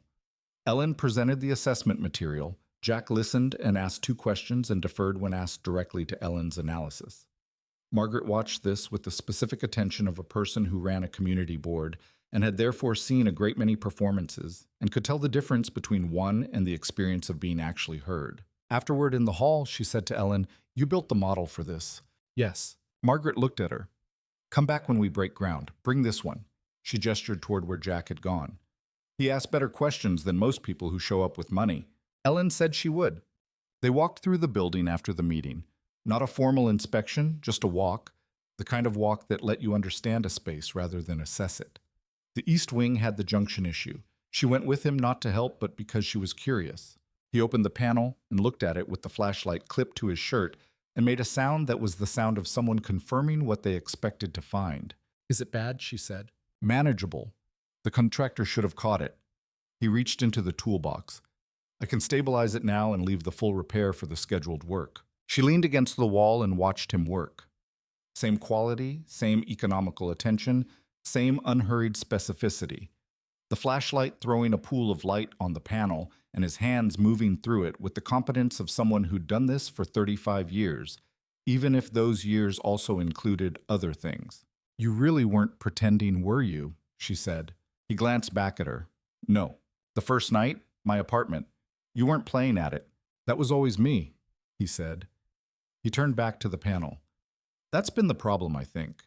People expect them to be different people. The chairman and the electrician." "They're not," she said. "No." She looked at his back, at the old toolbox, at the junction panel in the east wing of a community center that had been a church hall and was becoming something else. She thought about all the things she'd figured out over 11 months and what they amounted to. "I want to help," she said. He paused, looked at her over his shoulder. With the junction, she moved toward the toolbox. "You can show me," she said. "I know how to learn things." He was quiet for a moment. Something in his face moved in the way she'd come to associate with the door that had been ajar moved further open, more let in more light. "Hold this," he said, and handed her the secondary flashlight. She held it where he directed. The work was quiet and specific, and neither of them spoke while he was doing it, and when he'd finished, he stepped back and looked at the panel and nodded. Once, the same way Caroline nodded, which she'd noticed before, and which meant the same thing done and done correctly. She handed the flashlight back. "What do you know?" he said. "About wire gauges." "Nothing," she said. "That's a good place to start," he said, and he turned back to the toolbox, and outside the November countryside did its thing, gray and cold and honest, and inside the light was on and working. They drove back separately because they'd come separately, and they had separate places to be. But before she got to her car, he called from across the parking lot, "The board in Columbus in January, Community Development Phase 2. Are you on the agenda?" "I will be," she said. He nodded. She got in her car. She drove back toward the city through the November countryside and thought about the year the model in the dark, the doorway, the yield curve analysis tacked to her wall, the Q1 data and the Dayton footnote and the Chicago conference and the back booth at Hester's and the flash of the secondary flashlight in an East Wing junction panel, and thought about how none of it had been what she'd expected, and all of it had been in the end what she needed. She thought about what her mother had said settled. Like the thing you were figuring out got figured out. Not all of it, some of it. She crossed back into the city at 4 o'clock, the sky going amber. The buildings doing their early winter thing where they seemed both more solid and more distant than usual. She parked and walked up to her apartment. 3rd floor. The lights worked. She turned them on. She stood in her kitchen for a moment, just standing, which she'd learned to do this year, just be in a room without immediately doing the next thing. Then she opened her laptop. She had a board presentation to start, and a community development model to update, and a thesis argument that Dr. Pearson thought would generate papers, and she had an evening in November that was turning dark outside her window. And she had somewhere across the city a man who asked better questions than most people who showed up with money and who kept a 35-year-old toolbox, and who had stood in this room once and looked at the yield curve on her wall and said nothing about it, just noticed it, just been a person in a room paying attention. She started the presentation. She worked until 9. She closed the laptop at 9:15 and made tea and sat at her kitchen table and thought without urgency about everything that was still to come. The Columbus board, the Ohio, groundbreaking, the Chicago papers. If they came the next version of herself, she was still building, and she felt the thing her mother had named settled. Not finished, not resolved, not perfect. Settled, like someone who had found her footing and knew which way she was walking and was not in a hurry because the walking itself was good and where she was going was worth arriving at slowly. She drank her tea. Outside the city moved through November in the way cities did, ongoing, indifferent, lit. Inside her lights were on. End. Dad. She texted him that night. Just one line. The junction in the East Wing, will the contractor understand the notes you left? His reply came in 2 minutes. I photographed the panel and sent a marked-up diagram. He'll understand. She typed back, good. A pause. Then how's the board presentation coming? 3 slides in. It'll be better by Thursday. It usually is, he wrote. She thought about all the things that usually were now. That would sound like nothing to someone who hadn't spent 11 months paying attention, but to her it sounded like, I know how you work. I know what you do. I know the version that comes out Thursday is the version that was always in there. She typed, good night. Good night, Ellen. She put her phone down and looked at the ceiling and thought about how it had felt to hold the flashlight, simple, useful, something she knew how to do now that she hadn't known before, and about the East Wing panel and the old toolbox, and the way he'd said that was always me in the matter-of-fact voice he used for things that were simply true. She was not the person she'd been the night the lights went out. She was clearer, maybe. Better equipped for certain things. More willing to hold the flashlight, and less certain that asking how was the same as asking for help. She was not done becoming who she was going to be. She knew that. But she was for the first time comfortable not being done. She fell asleep at 10:30. She did not dream about anything in particular. But in the morning, the lights came on when she hit the switch, as they always did now, and she stood for a moment in the ordinary light of her ordinary kitchen and felt the particular quiet satisfaction of a thing being what it was supposed to be. Then she made coffee and opened her laptop and went to work. Peta. She thought in January about what it meant to be in a room where you were exactly what you were. The Columbus board meeting was in a civic center downtown, a building that had been renovated once in the 90s and again, recently, the renovation visible in the new flooring and the old window frames, the particular combination of things that happened when a public building tried to stay useful.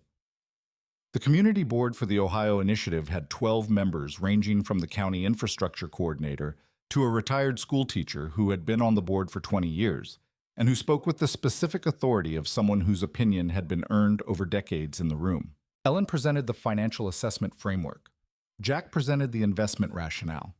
They did not coordinate beforehand about who would say what they'd both been to enough of these meetings to know their own material, and the handoffs would be obvious when they needed to happen. She led on the assessment methodology. He answered the questions about investment structure and timeline.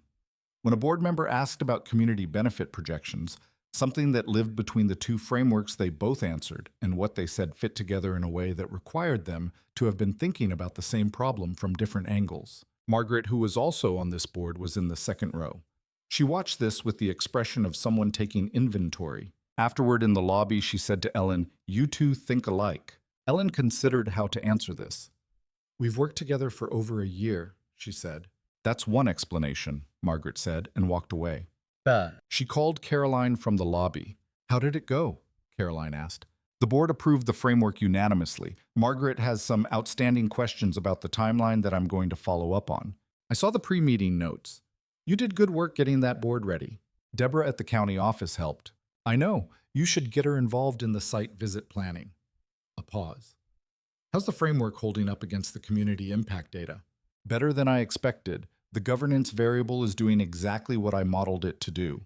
Then the thesis argument is proven in practice." She stood in the lobby of the Columbus Civic Center and thought about Chapter 4 and the Cincinnati numbers, and the authorization phase evidence, and the Forsyth dissent, and the November conference, and Dr. Pearson saying this is going to generate papers. And she felt something she hadn't felt about the thesis since she'd submitted it. She felt it as something that was hers in the present tense. Not something she'd produced and submitted and moved on from, but something that was active in the world being tested by the world holding up. "Yes," she said. "I think so." "Good," Caroline said. "Come by Monday. I want to talk about Q2 assignments." She hung up and found Jack standing a few feet away. "Caroline," he said, She says the thesis argument is proven in practice. He looked at her. The slightly open expression it had become over months her clearest signal that he was actually feeling something rather than managing something. It has been for a while, he said. I needed the Columbus data to be sure. I know. He picked up his jacket. Dinner before you drive back. She thought about the drive. 3 hours. The January dark. She thought about dinner, which would be the restaurant he'd mentioned again last week, the 40-year place on the river. Yes, she said. They went. met. The 40-year restaurant was what he'd described, unhurried, honest, a menu that assumed you knew what you wanted rather than trying to persuade you. The wine list had bottles older than her professional career. The light was what she thought of now as the right quality, warm, but not theatrical, the kind that made people look like themselves. They ordered. They talked about the Columbus meeting and the Ohio timeline, and what Deborah had said about the county's schedule, and then they stopped talking about work, which was increasingly something that happened naturally between them rather than something that required a decision. What do you do? She said. When you're not working. He looked at her. I work. No, actually, he considered. I read, he said. Not industry material, history. I've been reading about the WPA infrastructure projects from the 30s. The Hoover Dam, the bridges. He looked at his wine glass. The scale of what they built without computers, without modern engineering software, by hand calculations and drafting tables. She thought about this. Does it make you feel... She tried to find the word. Comparative, like you're measuring your work against theirs. No, he said. It makes me feel that the impulse is the same. People wanted to build things that worked and lasted and served something larger than the person who built them. That's been the same for 90 years. And Wayne Corps serves that. At its best, he said. Some days better than others. She looked at him. You're harder on yourself than the record warrants. Most people aren't hard enough on themselves. You balance it, though. She looked at her wine glass. You know the difference between useful self-assessment and being unfair to yourself. He was quiet. The board meeting in July, she said. You defended the investigation for 3 hours. That wasn't self-punishment. That was knowing what was right. He looked at her in a particular way, and she held it. I've been thinking about something since July, he said. Tell me. I spent a long time building things professionally and not building things personally. Not refusing to or afraid to. Just not getting there. He looked at the table. I told myself I didn't have the capacity for it, which was true in a limited sense, but it was also a decision, a convenient one. She waited. The last year has been different, he said. Not because of the company or the investigation or the Ohio work. He looked at her. Because of you specifically. I want you to know that directly. She looked back at him. She let herself look at him the way she'd been careful not to look at him for a long time. Not the professional assessment, not the cataloging of what he was, but just the actual looking. The way he held the wine glass. The slight angle of his head when he was saying something he'd thought about. The scar on the left index finger. The barely there thing at the corners which was there right now. I know, she said. I want to make sure, he said. I know, she said again. I've known for a while. He was quiet for a moment. I didn't want to rush anything, he said. At 23 you have time that He stopped. You have options I don't want to constrain. She looked at him steadily. I made the decision that was right for me. I told you in July I had a different reason, and I told you that reason was okay, and I told HR I was accepting the offer. She picked up her wine glass. I don't need you to manage my options for me. The barely there thing, more than barely there. I know, he said. Then say what you want to say. He looked at her across the table in the 40-year restaurant, with the honest light and the wine older than her career, and he said, I'd like this to be something that's going somewhere. She set her wine glass down. She thought about the bench in the garden and her mother on the phone and the direction she'd felt crystallize. It already is, she said. He exhaled. Not dramatically, just the sound of something settling, which was, she thought, the thing her mother had meant when she'd used the word settled. They finished dinner. The walk to their separate cars was unhurried through the January night that was cold and clear in the specific way of Ohio in winter, the stars present and indifferent. He said goodnight in the parking lot. She said goodnight. They were not in a hurry to end it, which was its own kind of beginning. She drove back to the city through the January dark and thought about going somewhere. She thought about what that meant and how it looked from the outside, and whether she cared how it looked from the outside, and she concluded that she cared a reasonable amount, not nothing, not too much, and that a reasonable amount was the right amount. She got back to the city at midnight. She parked. She walked up to her apartment, third floor, and turned on the lights, which came on as they always did, working correctly, and she stood in her kitchen for a moment. Going somewhere. She had always been going somewhere. Now she had company. She made tea and sat at her kitchen table and thought about the Community Development Board and the Ohio groundbreaking and the spring and what came after that, and she felt in the very specific way that she had been learning to trust that the thing she was walking toward was worth arriving at. She went to bed at 12:30. She had things to do in the morning. She always did.